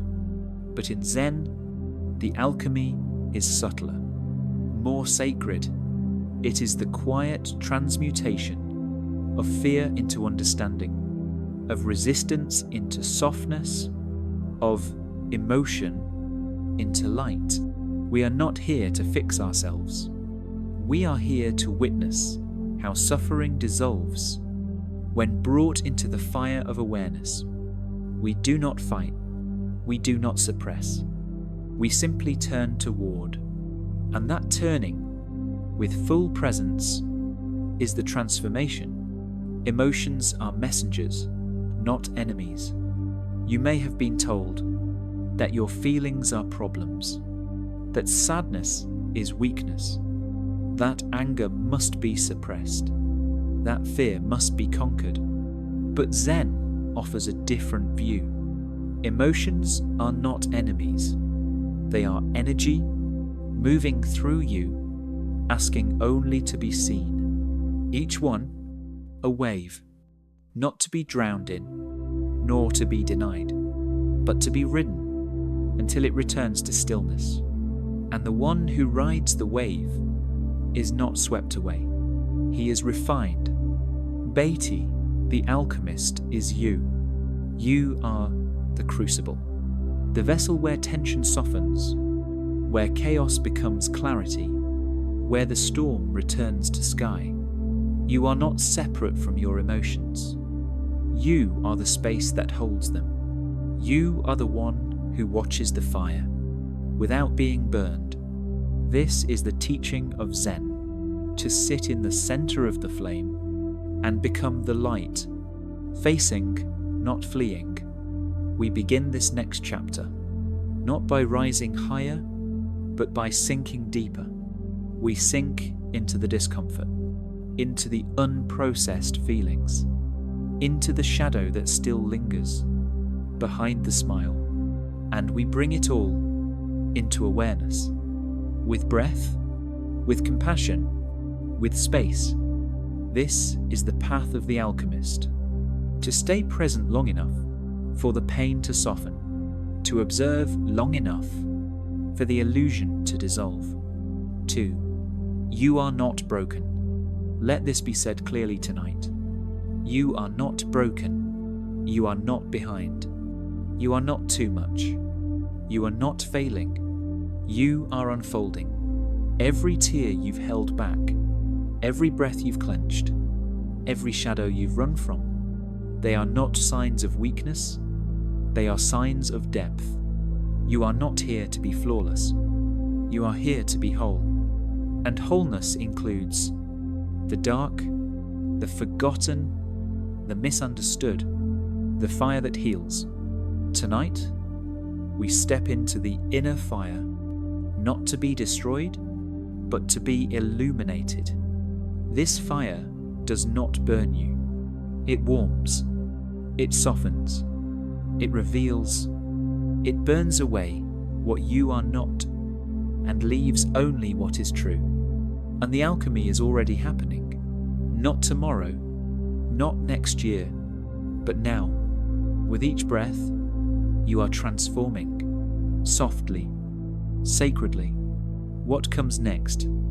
In the coming modules, you will meet stories of sorrow and surrender, tales of letting go, tales of monks who cried and laughed and sat silently until the fire inside them turned to gold. You will not be told what to feel. You will be invited to feel what is real without fear, and slowly something will shift. You will become lighter, not because life has changed, but because you have. Ute whispered entry. Take this moment, breathe in slowly, and whisper to yourself, I am ready to meet myself without judgment. I am ready to feel without fear. I am ready to be the alchemist of my own heart. The doorway is open now. Let us step forward. Chapter 10. Story: The Farmer's Luck. In a quiet village nestled between mountains and rice fields, where the wind carried the smell of jasmine, and time moved like the slow drip of water from stone, there lived an old farmer. His life was simple, his hands were weathered, and his heart was neither loud nor bitter, but steady like a stone resting at the bottom of a stream. One day, his only horse ran away. The neighbours came rushing to his home. They clutched their heads. They pointed to the empty stable. They wailed, "Oh no, what terrible misfortune! You depended on that horse. What will you do now?" The old farmer paused, touched the fence where the horse had once stood, then looked up, his face calm as dusk. "Maybe so," he said. "Maybe not." And he went on with his day, planting seeds, as if nothing had changed. The wind shifts again. A week later, the horse returned, and it was not alone.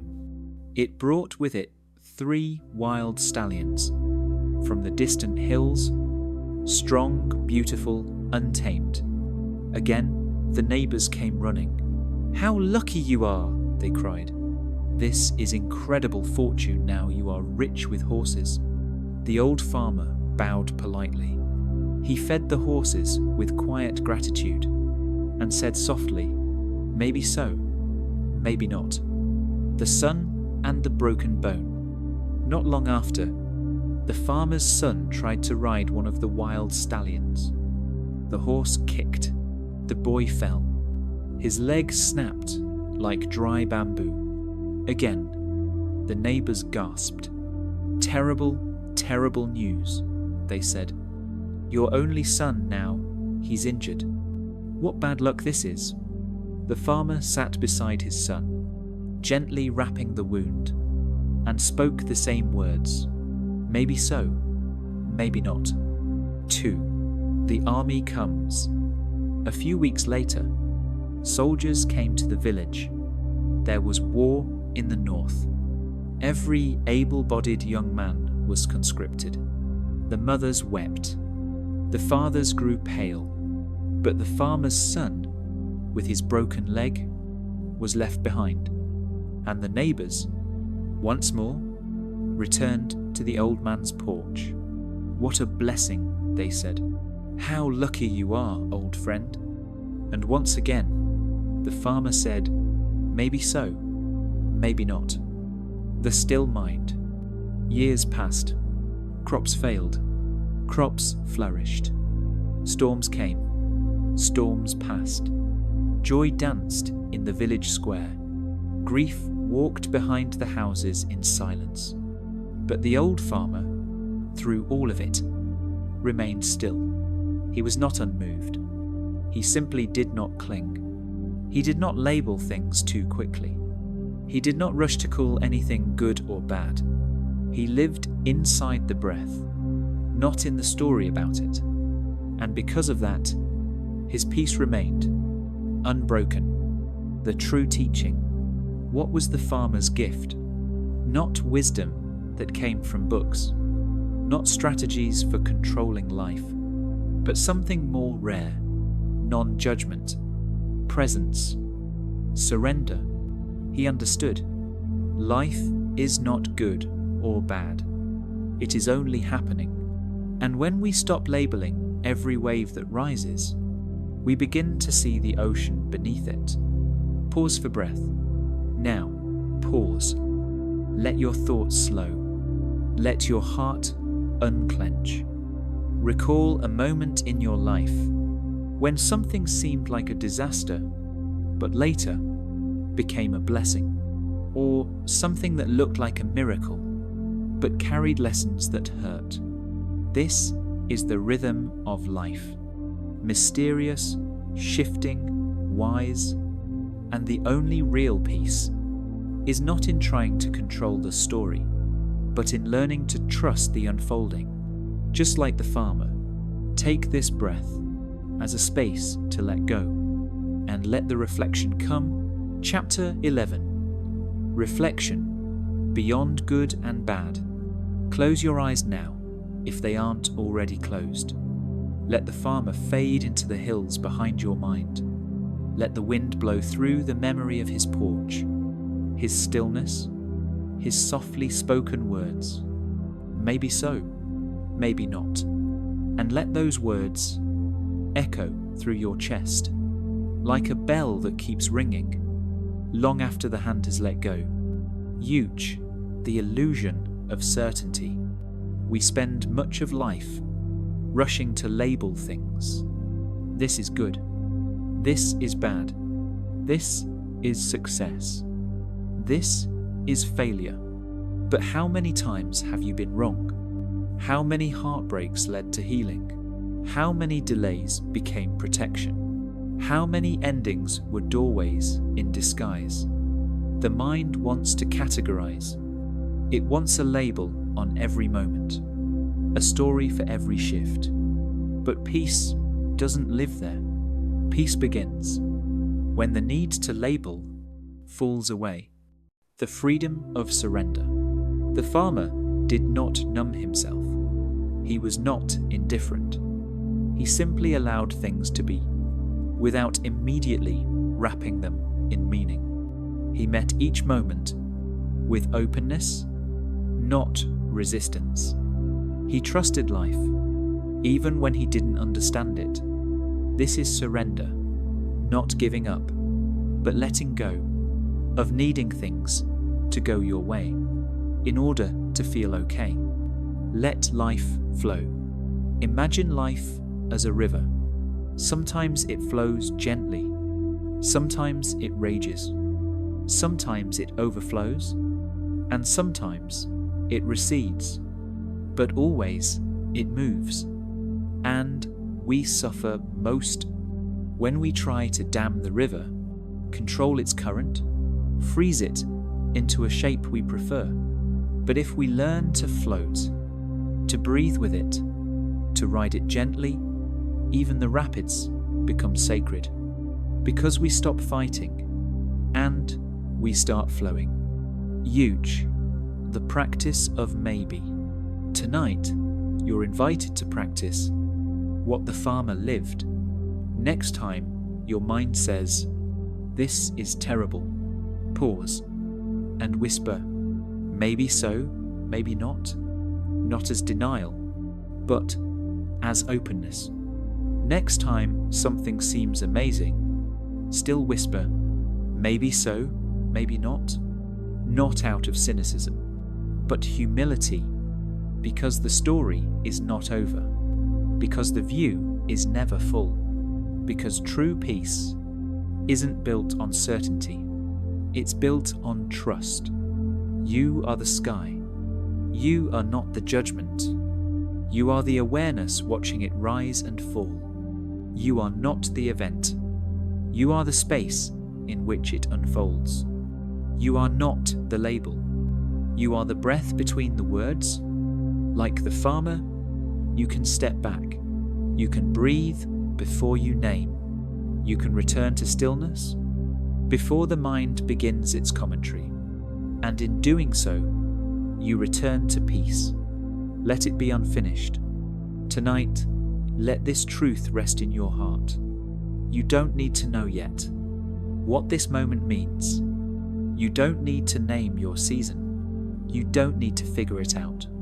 You only need to stay present, to breathe, to feel, to trust, because peace does not come from controlling life.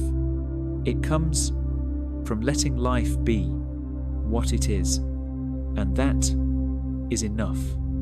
Now, we move forward into the next parable, one that brings us face to face with the burden we all carry and the freedom that comes when we finally set it down. Chapter 12, Story, Carrying the Woman. Two monks once walked along a dusty road, their robes brushing the earth with each step. One was old, his posture curved like a willow tree, his breath deep and steady, his presence like still water.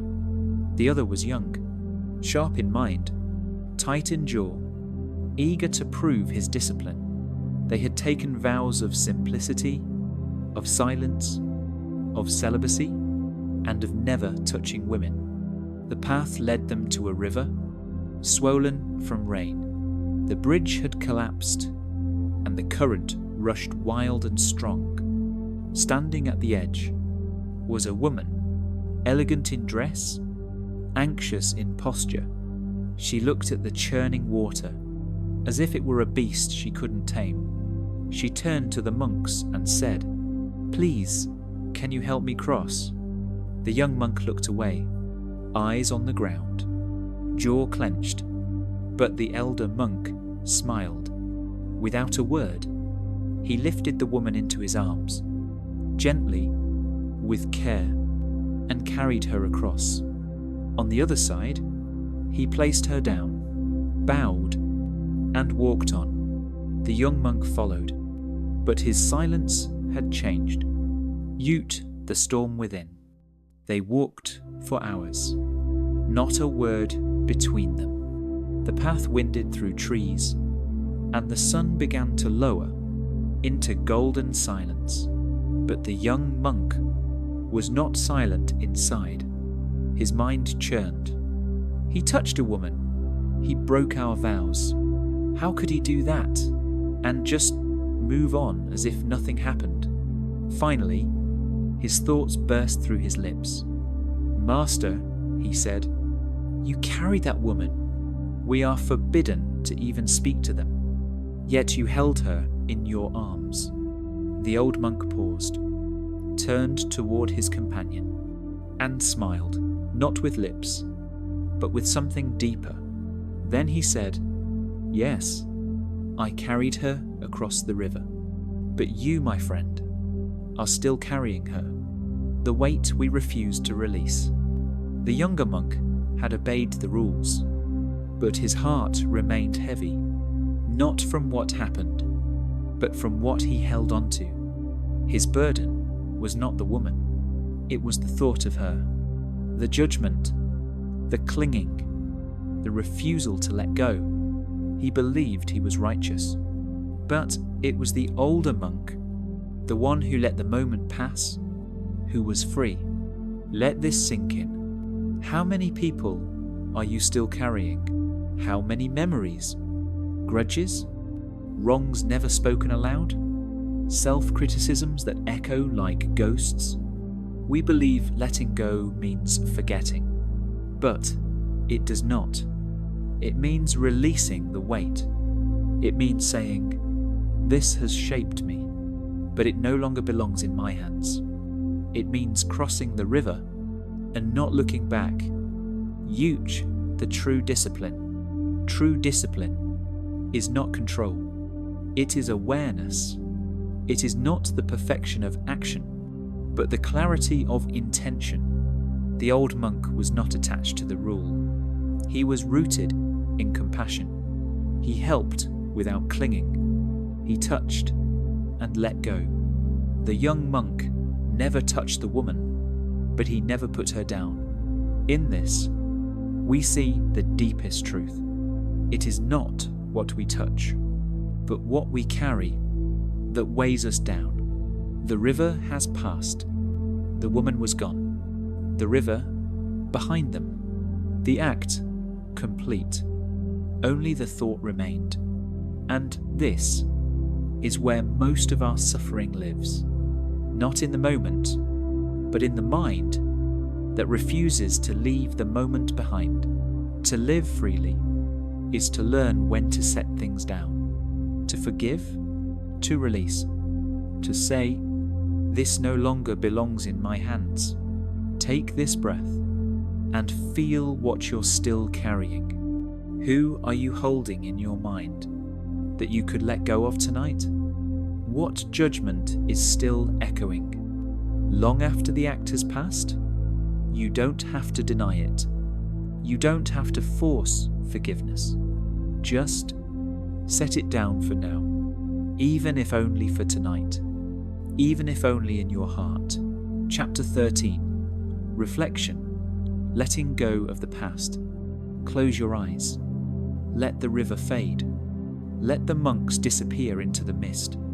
Let the woman be just a memory, now released. And turn inward.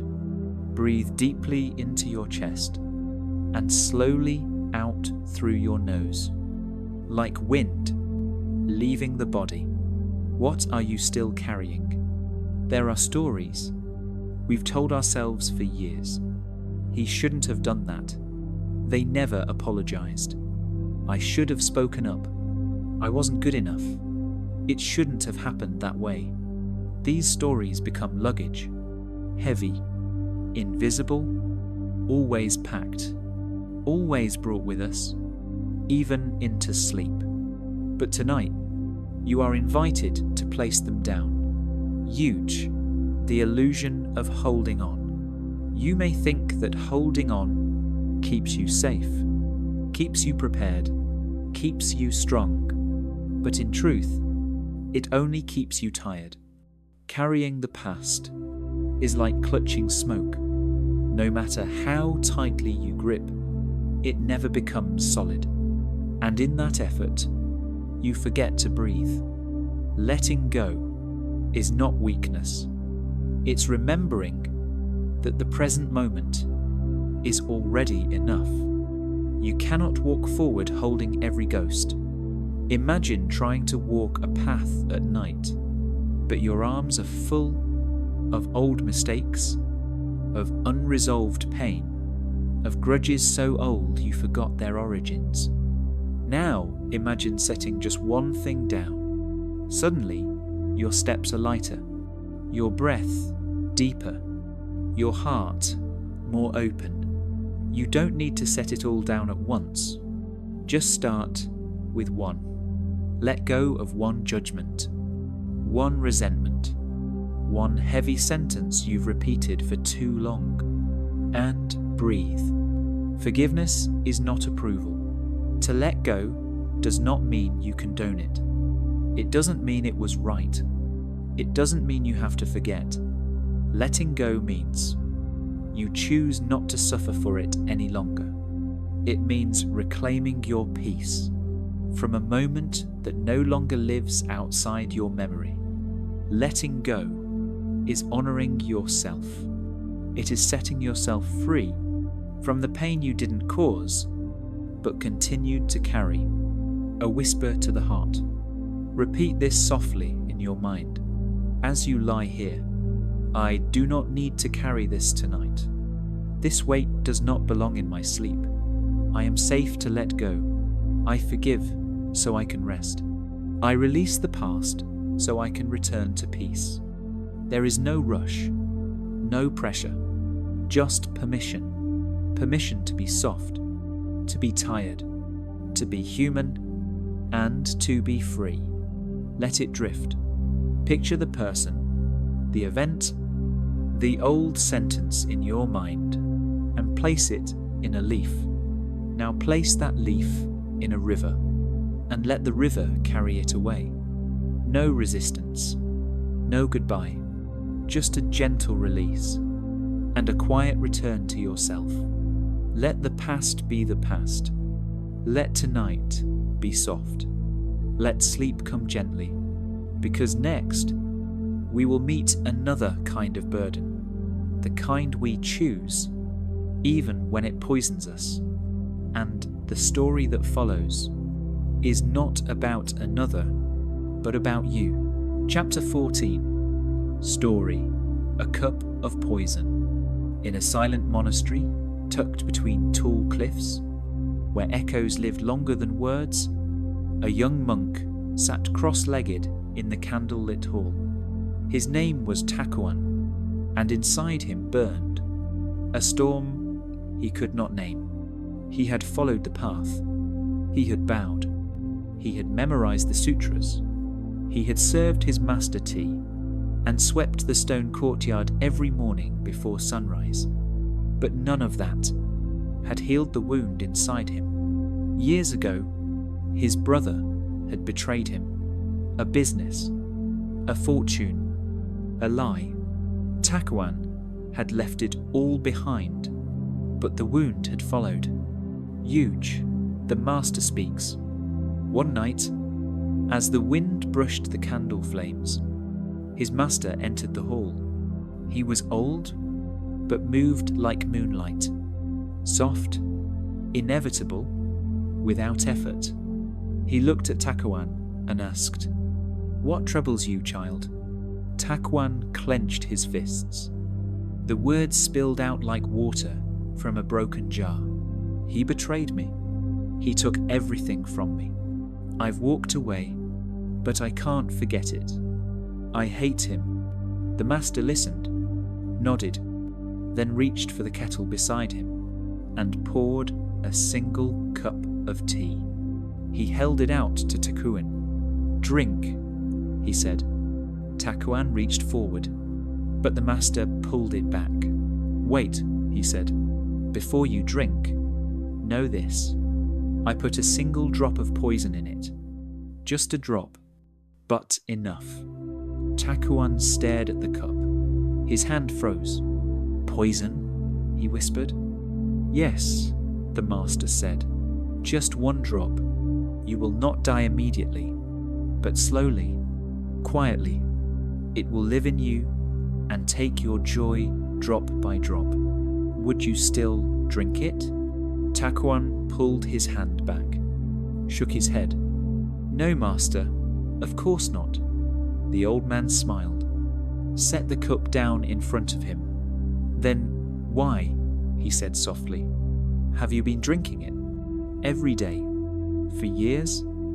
"The poison of resentment." Takuan's breath stopped. The room went silent, except for the whisper of fire. He looked down, and for the first time, he saw clearly that he had been feeding himself the pain, not his brother, that his anger was not punishment, but poison, that he was the one keeping the wound open. He didn't drink. That night, Takuan sat in the hall long after the candles burned low. He did not speak. He did not try to understand it all. He simply breathed and chose, for the first time, not to drink the poison again. He forgave, not because the act was forgotten, but because he was tired of suffering for something he could no longer change. And in that stillness, something began to leave his body. A shadow, a tightness, a habit. He fell asleep that night, without the weight in his chest. And when he awoke, the world looked softer. On the master's final words. The next morning, the master walked with Takuan through the courtyard. The air smelled of pine. The stones were cool underfoot. The master spoke only once. Every day we are given many cups. Some are warm with kindness, some bitter with pain, but none can be forced into our hands. You always have the choice not to drink, a lesson in your hands. And now, the cup is before you. Someone may have hurt you, betrayed you, left you, shamed you, and for that, you drank a little poison. Maybe just once, maybe every day. But tonight, you can place the cup down, not because it's easy, but because you are ready to be free, and that freedom is yours alone to choose. Let the cup rest. Let the poison go. Let the breath return, because now we enter the space where forgiveness begins. Not for them, but for you. Chapter 15. Reflection, forgiveness, and emotional freedom. Breathe in slowly, and breathe out as if you're exhaling something ancient, something that was never yours to keep. Let the story of the monk and the poisoned tea settle deep into your body. Let it soften your chest, loosen your jaw, and untie the knot you've carried far too long. Not the cup you no longer need. Each day, we are offered cups, moments, thoughts, memories. We reach for them without noticing. Some sweet, some bitter, some toxic. But not every cup must be sipped. You are allowed to look at the memory and say, not today, not anymore. I choose peace over poison. Forgiveness is not forgetting. Forgiveness is drinking from your own hands again. Hands no longer stained by someone else's act. The true meaning of forgiveness. Forgiveness does not mean they were right. It does not erase the wound. It does not rewrite history.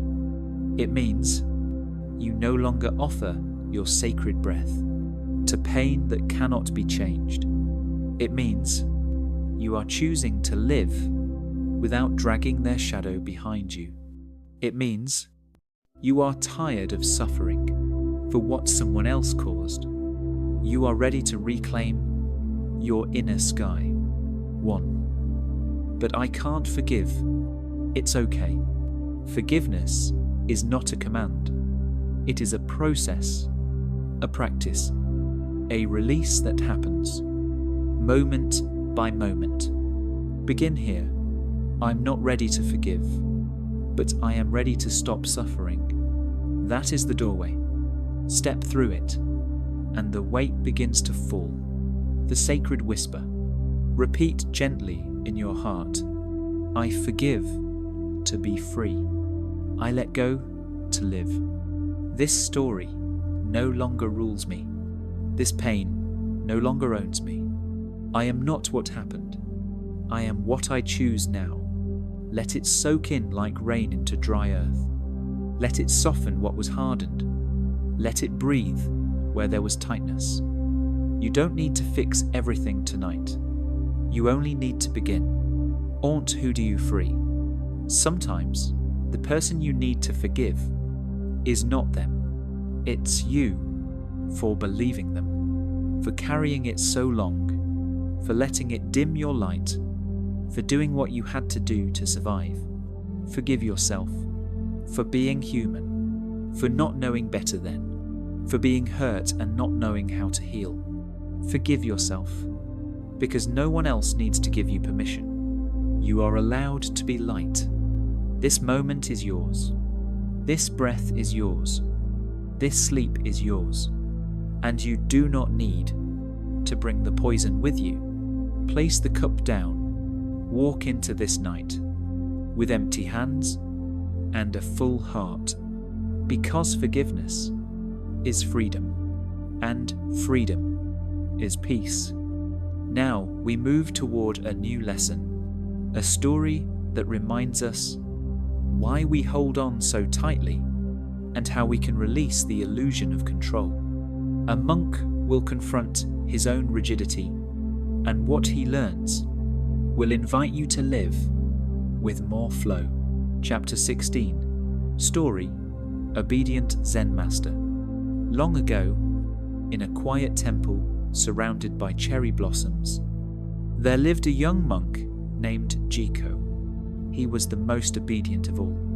He bowed lower than the others. He swept longer.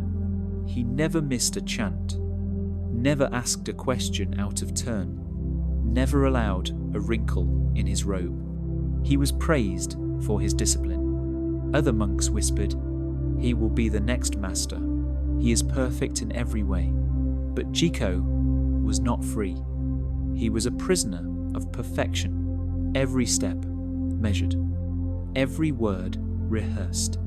He followed the rules so tightly, he forgot to breathe. The master's instruction. One day, his teacher, an old Zen master with a smile like cracked stone, called Jiko to him and said, "Tomorrow, go to the market and buy me a fish. We will have a meal together." Jiko bowed deeply. "Yes, master." He left at dawn, walked 2 hours into town, navigated the narrow streets, found the finest fish at the merchant's stall, then turned to walk home. As he passed a shaded alley, he heard a kitten crying, thin, shaking, covered in dust. Jiko paused, his hand holding the basket, the rules echoing in his head. "I must obey. I must return quickly. The master is waiting." He turned, took 3 steps. The cry came again. He stopped, turned back. His mind raced. This is not part of the task. He did not say anything about a cat. What if I displease him? But something inside him softened, something that lived beneath the rules. He picked up the kitten, held it gently, wrapped it in his robe, and returned to the temple, fish in one hand, small life in the other. The master's response. Jiko bowed low at the door. "Master, I have the fish." The old man said nothing. Then his eyes fell on the tiny head peeking from Jiko's robe. There was silence. Then a slow smile. "Ah," the master said, "you finally disobeyed." Jiko looked up, confused. "Did I do wrong?" The master shook his head. "Number, today you stopped following rules and began following wisdom. Obedience versus awareness." Jiko had mastered form, but not essence. He had followed instructions, but not life. Zen is not about rule following. It is about seeing clearly. And in that moment, Jiko saw not a task, but a soul in need. He learned that true mastery is not rigid, but responsive. When discipline becomes a cage, how often do we live by scripts, by shoulds and musts and routines? We call it being responsible. But often, it's just fear of disapproval, disguised as virtue. Rigidity is not strength.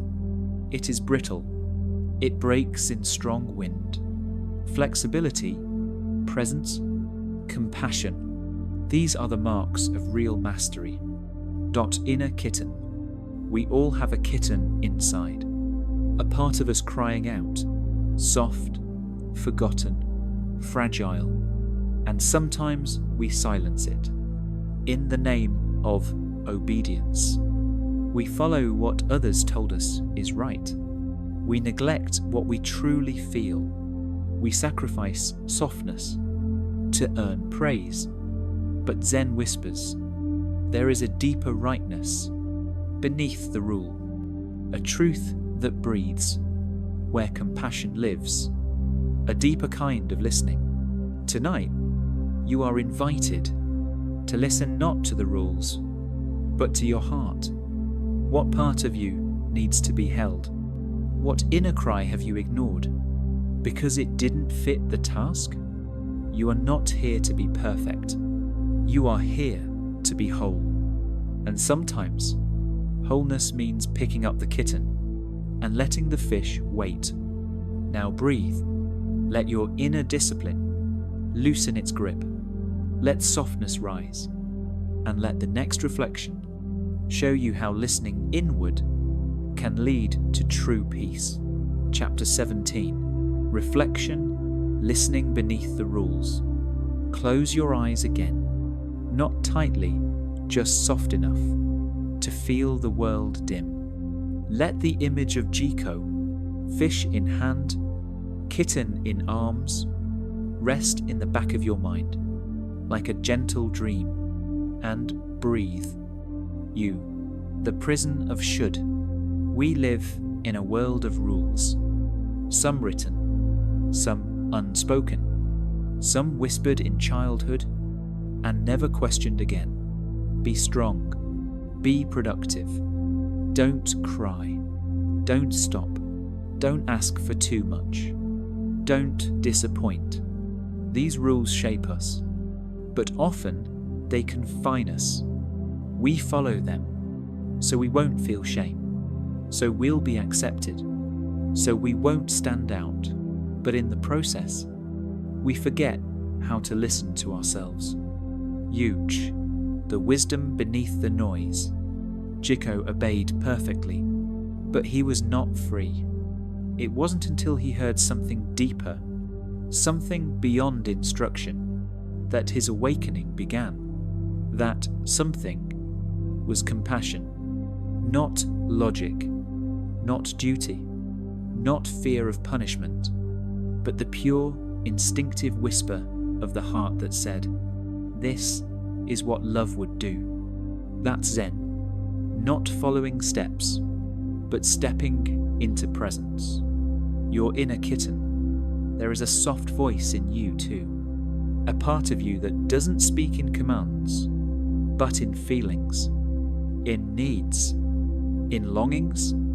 You may have silenced it in the name of responsibility, in the name of perfection, in the name of being enough. But tonight, you are invited to listen again, to ask, what does my body need? What does my spirit want to say? What am I forcing myself to do that I no longer need to? Obedience isn't always wisdom. Obedience without awareness becomes a cage, but presence, conscious, loving presence, leads to wisdom.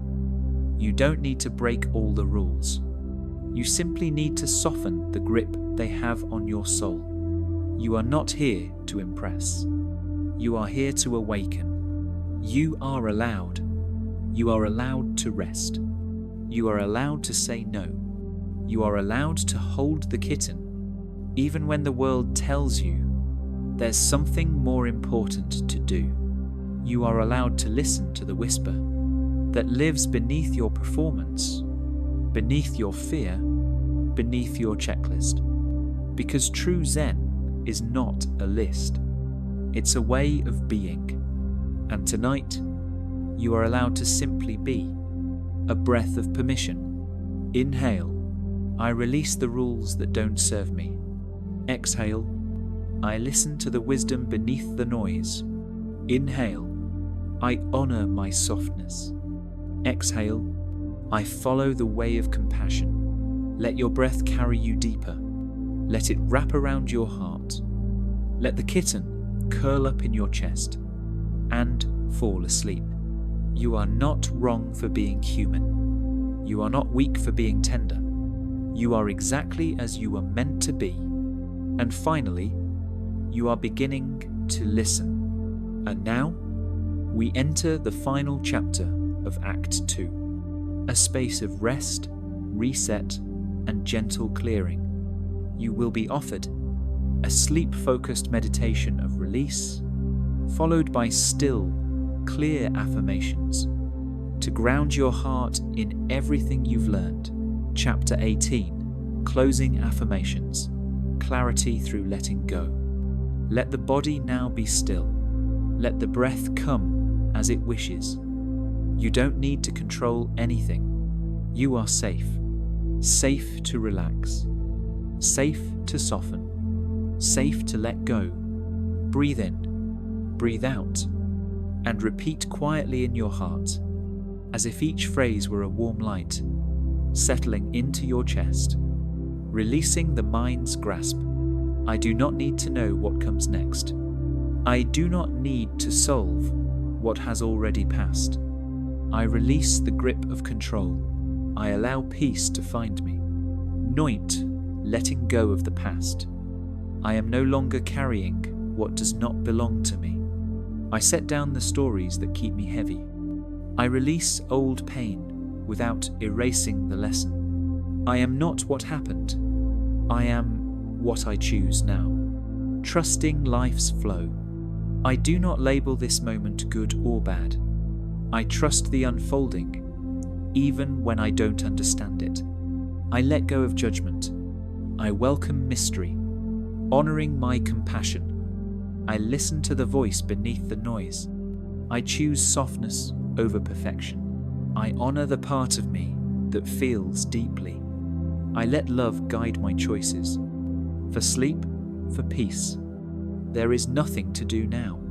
There is nowhere to be but here. I am safe to fall into rest. I am allowed to be light. I surrender into peace.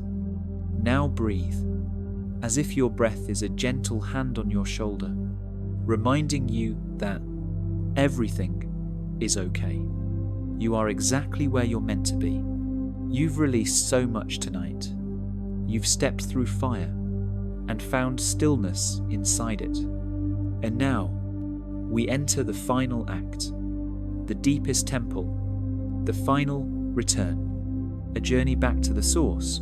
Chapter 19, Entering the Temple Within. Welcome now to the deepest silence, to the final chamber, to the sacred space that has no walls, no doors, no name. You've crossed through stories, through letting go, through fire and forgiveness. You've put down the burden. You've released the mind's grip. You've returned to breath. And now, you return to the one who has always been waiting. The inner sanctuary. Imagine this. A temple, not built by hands, not bound by bricks. It has no ceiling, but it stretches to the stars. It has no floor, but it roots deep into the earth. It lives inside you. It always has. It's not found in books. It's not defined by teachings. It cannot be entered with effort, only with surrender. Tonight, you step through its gate, not by moving, but by remembering, beyond seeking. You have searched long, haven't you? For meaning, for peace, for something to quiet the noise. But what if there was never anything to find? What if the seeker was always the sacred itself? The temple is not at the end of the path. It is the path, and you are already home. No more chasing, no more becoming, just being. Let the world fall away. Let the names fall away. Let the past grow silent. Let the identity dissolve into mist. There is no story to hold. There is only this moment, pure, unmarked, like fresh snow. You are not a role, not a title, not a pattern of thought. You are the breath. You are the witness. You are the stillness beneath all movement. And here, inside the temple, nothing is missing. The return to self. Breathe in and feel yourself expanding, not outward, but inward, like a tree that grows toward the center of the earth. You are no longer trying. You are becoming the peace you once sought. You are no longer grasping. You are resting in what has always held you. There is no lesson now, only presence. There is no technique, only truth. You are not being guided anymore. You are being met, a mirror without reflection. Inside the temple, there are no mirrors, because nothing needs to be fixed. There is nothing to adjust, nothing to improve. This is the end of comparison, the end of self-judgment, the end of striving. Here, you simply are, and that is more than enough. Rest here. This is not a place you visit. This is where you live, when all the noise falls away. Return here anytime. No ritual required. No mantra. No title. Just breath. Just presence. Just the quiet knowing. I am peace. I am the temple. I am already home. Let your breath deepen. Let the body become weightless. Let the silence expand. You've entered the sacred space. Now we begin the stories of the awakened self, those that no longer seek the truth, but live it. Chapter 20. Story, the Finger and the Moon. A student once asked his master, beneath a moonlit sky, "Master, what is the truth?" The master did not speak. He did not blink. He simply raised his hand and pointed up into the night. The student followed his finger. He stared into the sky. "The moon?" he asked. The master nodded. "Yes, the moon is truth." Then he lowered his hand and said, "But beware, do not mistake the finger for the moon." The parable hidden in plain sight. At first, the student was confused. The finger pointed. The moon glowed. The lesson was brief, but something in those words lingered, like incense long after the fire is gone. Do not mistake the finger for the moon. He carried that riddle with him for weeks. It echoed in his meditations. It stirred in his breath. It hovered above his mind, like the very moon itself, until one night, in silence, he saw 1. The trap of the path. The teachings are the finger, the breathwork, the scriptures, the parables, even the master himself.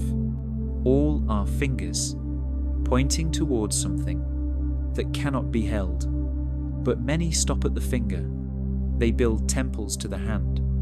They debate the angle of pointing. They memorize the language and forget to look up. They mistake the ritual for realization, the method for the moon. But the moon shines, whether you bow to it or not. The truth needs no altar. Let go of the vehicle. A raft can carry you across a river, but once you reach the shore, you do not carry it on your back. In the same way, Zen invites you to use the teachings, but not to cling to them. A finger is helpful only when it directs your eyes to the sky. But if you hold it tightly, if you stare only at the hand, you miss the vastness. Moon has no name. The moon cannot be described. It cannot be owned. It cannot be broken into steps. It is not a method. It is not a belief. It is experience. Direct, silent, felt. You do not understand it. You become still enough to see it. And when you do, there are no more questions, only awe. What finger are you holding? Ask gently. What have you clung to as the truth? A system? A technique? A voice outside yourself? Can you feel where the method ends and the mystery begins? Let go of the finger now.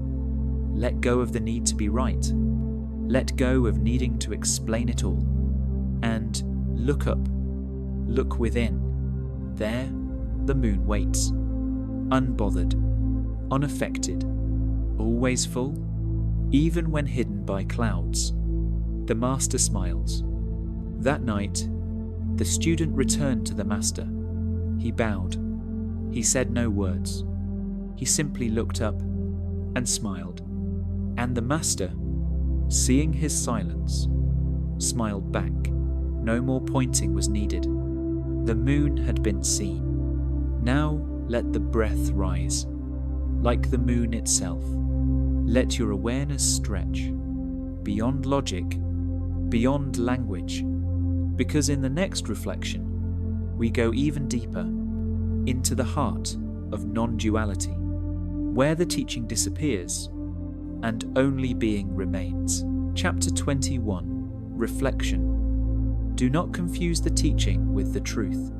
Close your eyes and let the image of the moon remain behind them. Let it hover gently in the dark sky of your mind, bright, silent, always there. And remember, the finger pointed, but the moon was the truth. Knowledge is not the same as knowing. We live in a world of information.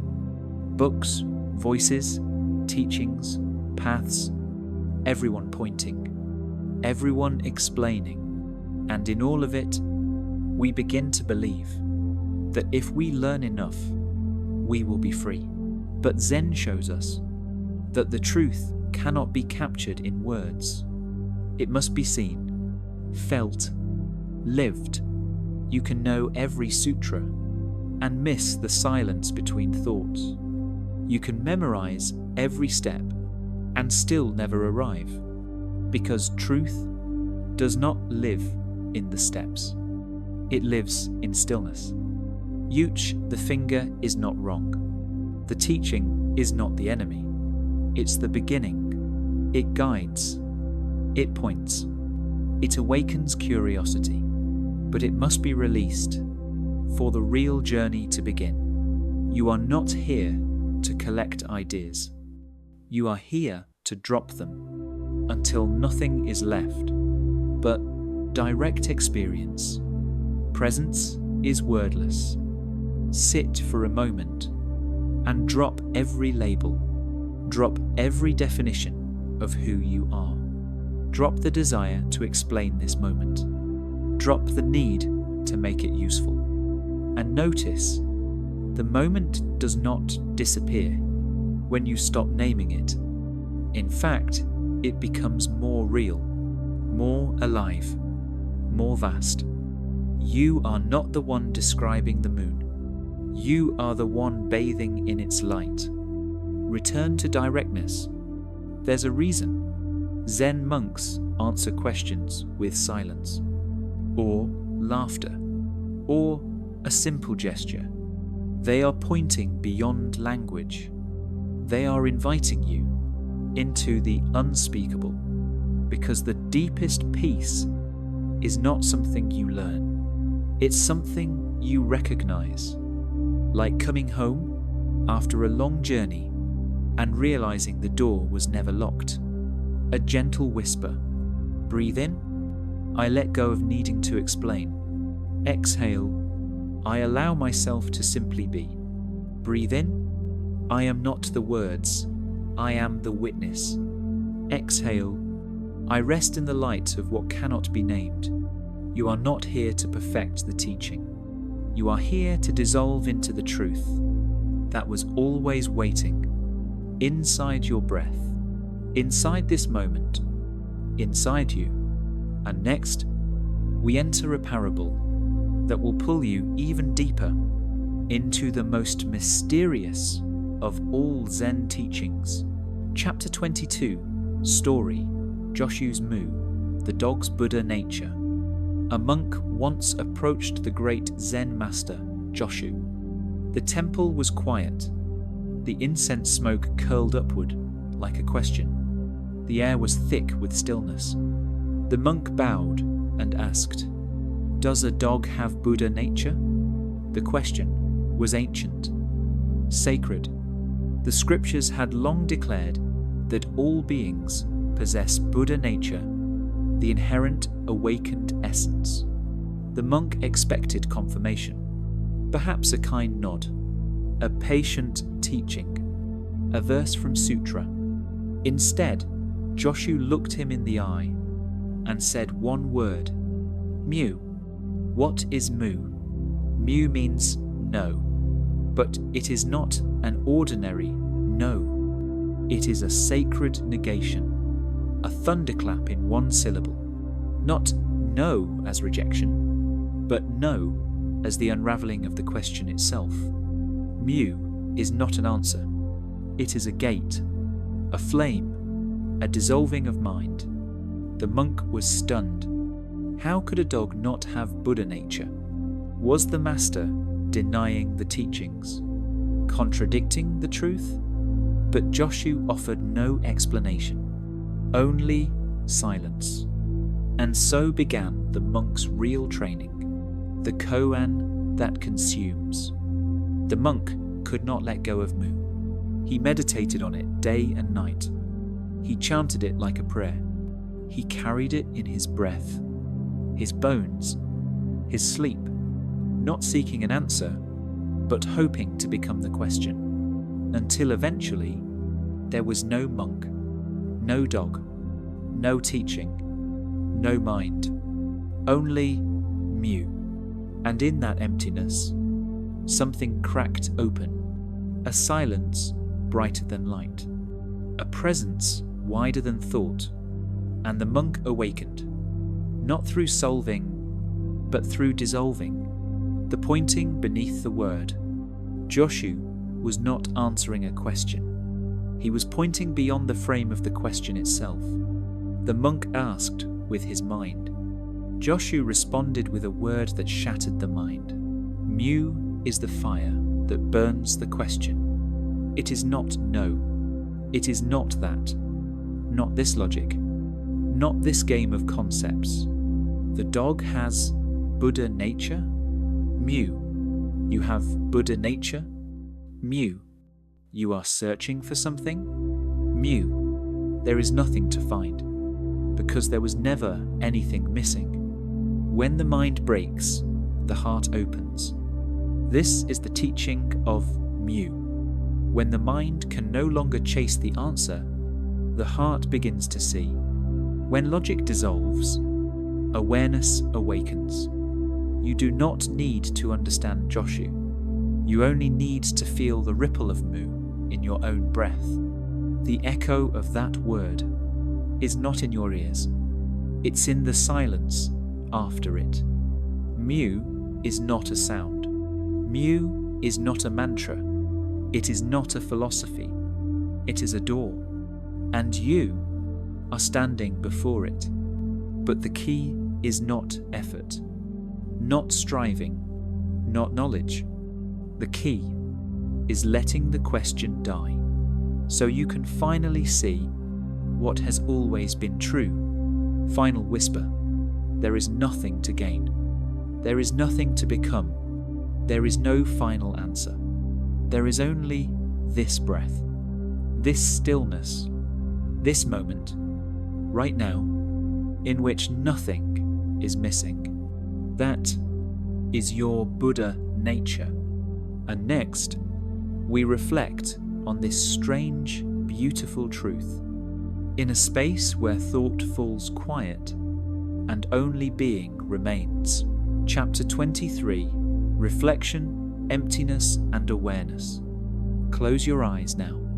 Let the word mu echo gently in the silence behind your thoughts. Let it fade, not into forgetting, but into presence. What is left when the question dissolves? Not the answer, but awareness, a vast, quiet awareness that needs no name. Yud, emptiness is not absence. In the West, we hear emptiness and feel fear. We think of lack, of loneliness, of void, but in Zen, emptiness is not absence.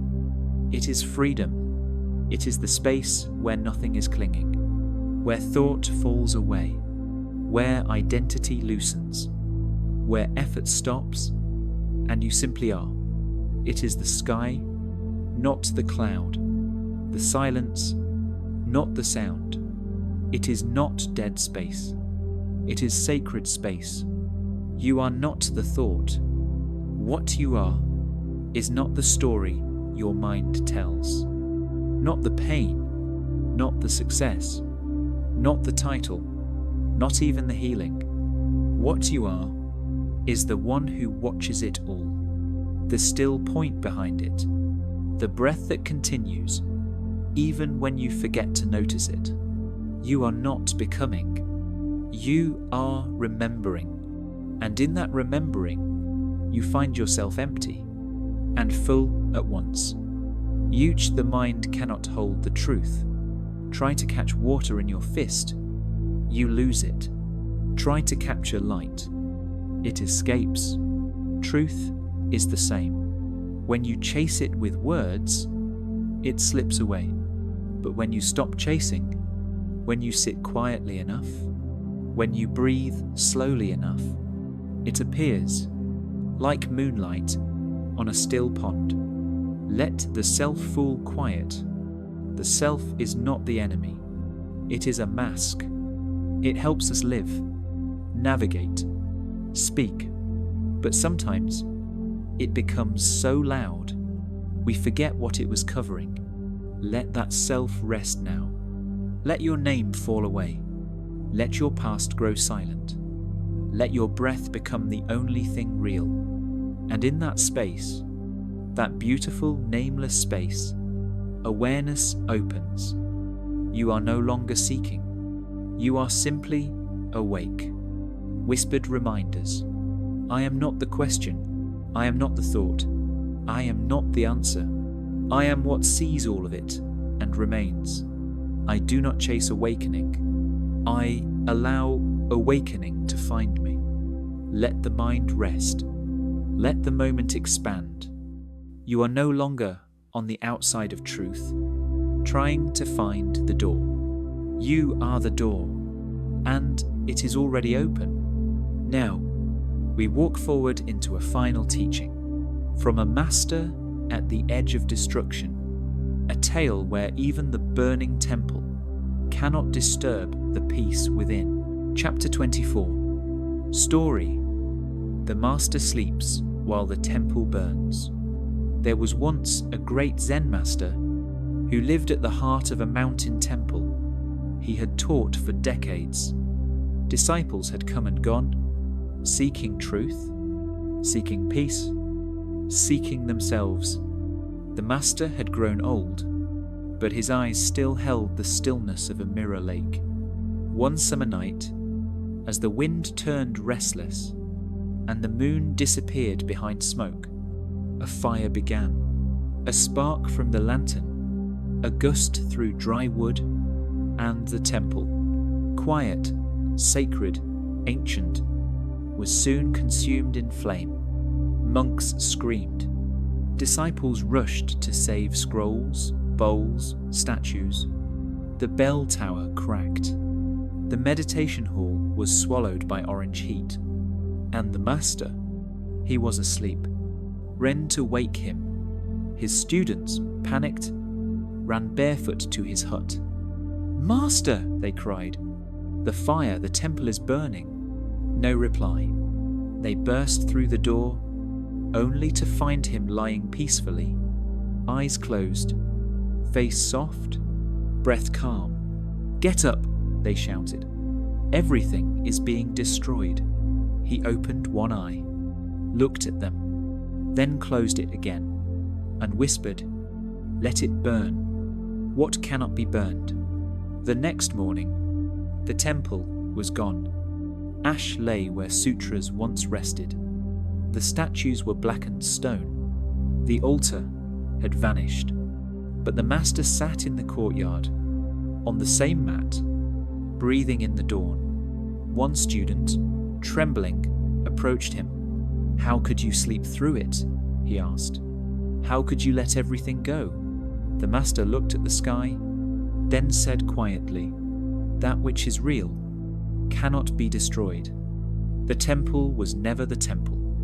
The fire took the walls, but it could not take the silence. It could not take the breath. It could not touch what had no form. The temple was not the wood, nor the roof, nor the bell. The temple was the stillness the master had never left.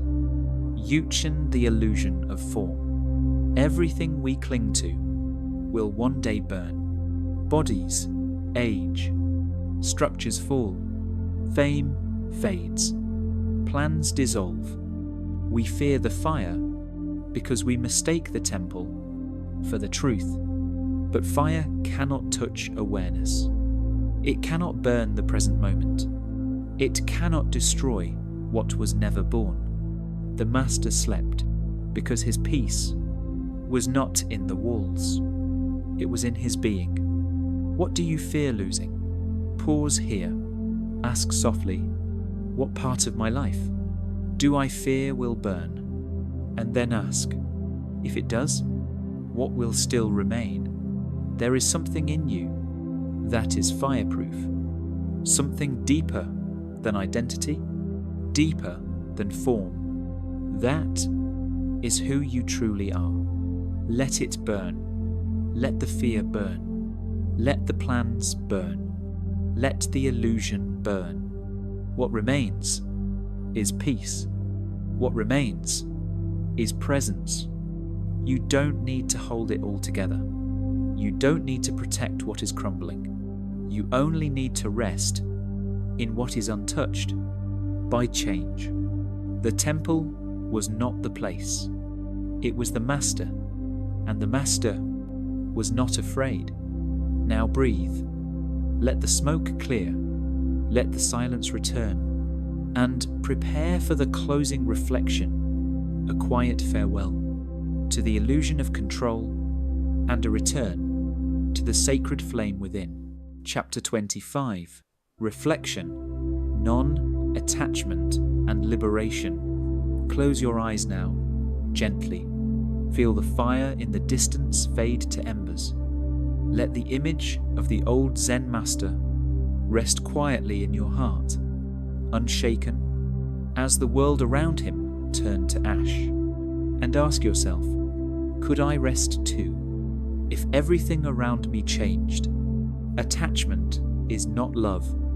We cling to things because we think they define us. We cling to people because we think they complete us. We cling to plans because we fear the unknown. But what if none of that was ever yours to hold? What if the clinging is what causes the pain? Love doesn't require ownership. Peace doesn't require permanence. You don't need to hold everything together to be whole. Itch, what you are can't be burned. The body may change. The name may fade. The voice may tremble. The structures may fall. But what you are, at your center, cannot be burned. The breath is not touched by fire. The awareness is not shaken by loss. The soul does not flinch when the story ends. You are the witness, the stillness, the calm beneath the change. Let the illusion burn. Let go of the illusion that you must always be in control. Let go of the idea that life owes you stability. Let go of the need to understand why it all changed. And rest. Let the temple fall. Let the expectations dissolve. Let the old self pass. You are not the smoke. You are not the ruin. You are the space the fire never reached. Whispered reminders. I do not fear endings. I welcome change as my teacher. I am not the temple. I am the silence it once held. I let go of what burns and return to what is eternal. I am free. Bay. Peace is not in what you hold. Peace is not in the plan. It's not in the success. It's not in holding things tightly enough that they never break. Peace is in being present enough to let them go when they must. You are not broken by loss. You are revealed. Let it burn. Let it go. And return to the stillness beneath it all. Now, we arrive at the end of the journey. A soft closing, a final breath, a sacred exhale into sleep. Final chapter, closing affirmations. The Master sleeps. Now, dear soul, imagine the final gate. It is not made of wood or gold. It is made of silence. Beyond it lies sacred rest. And tonight, you step through that gate, not as the seeker, but as the master. You have walked the path. You have listened. You have breathed. You have let go. You have emptied the teacup. You have set down the burden. You have watched the temple burn and found peace in the ashes. You have returned to the truth that was never missing. And now, you rest. You are the master. I am not the storm. I am the sky that holds it. I am not the question. I am the silence beneath it. I am not the pain. I am the presence through which it passes. I am not the past. I am the breath returning. I am not broken. I am becoming. Let go now. Let go of striving. Let go of proving. Let go of fixing. Let go of identity, of history, of desire. There is nothing to hold. There is nothing to achieve. There is only this holy moment of surrender. Let the breath guide you down, deeper and deeper, into sacred sleep. Sleep is not escape, it is return. Sleep is not an ending, it is a return to source, to stillness, to the truth of what you are, without effort. Let the body become weightless. Let the bones rest in the earth. Let the muscles melt. Let the skin disappear. Let the name fall away. Let time vanish. You do not sleep to forget. You sleep to remember that you are not the mind. You are the mirror. That you are not the doing. You are the being. That you are not the thought.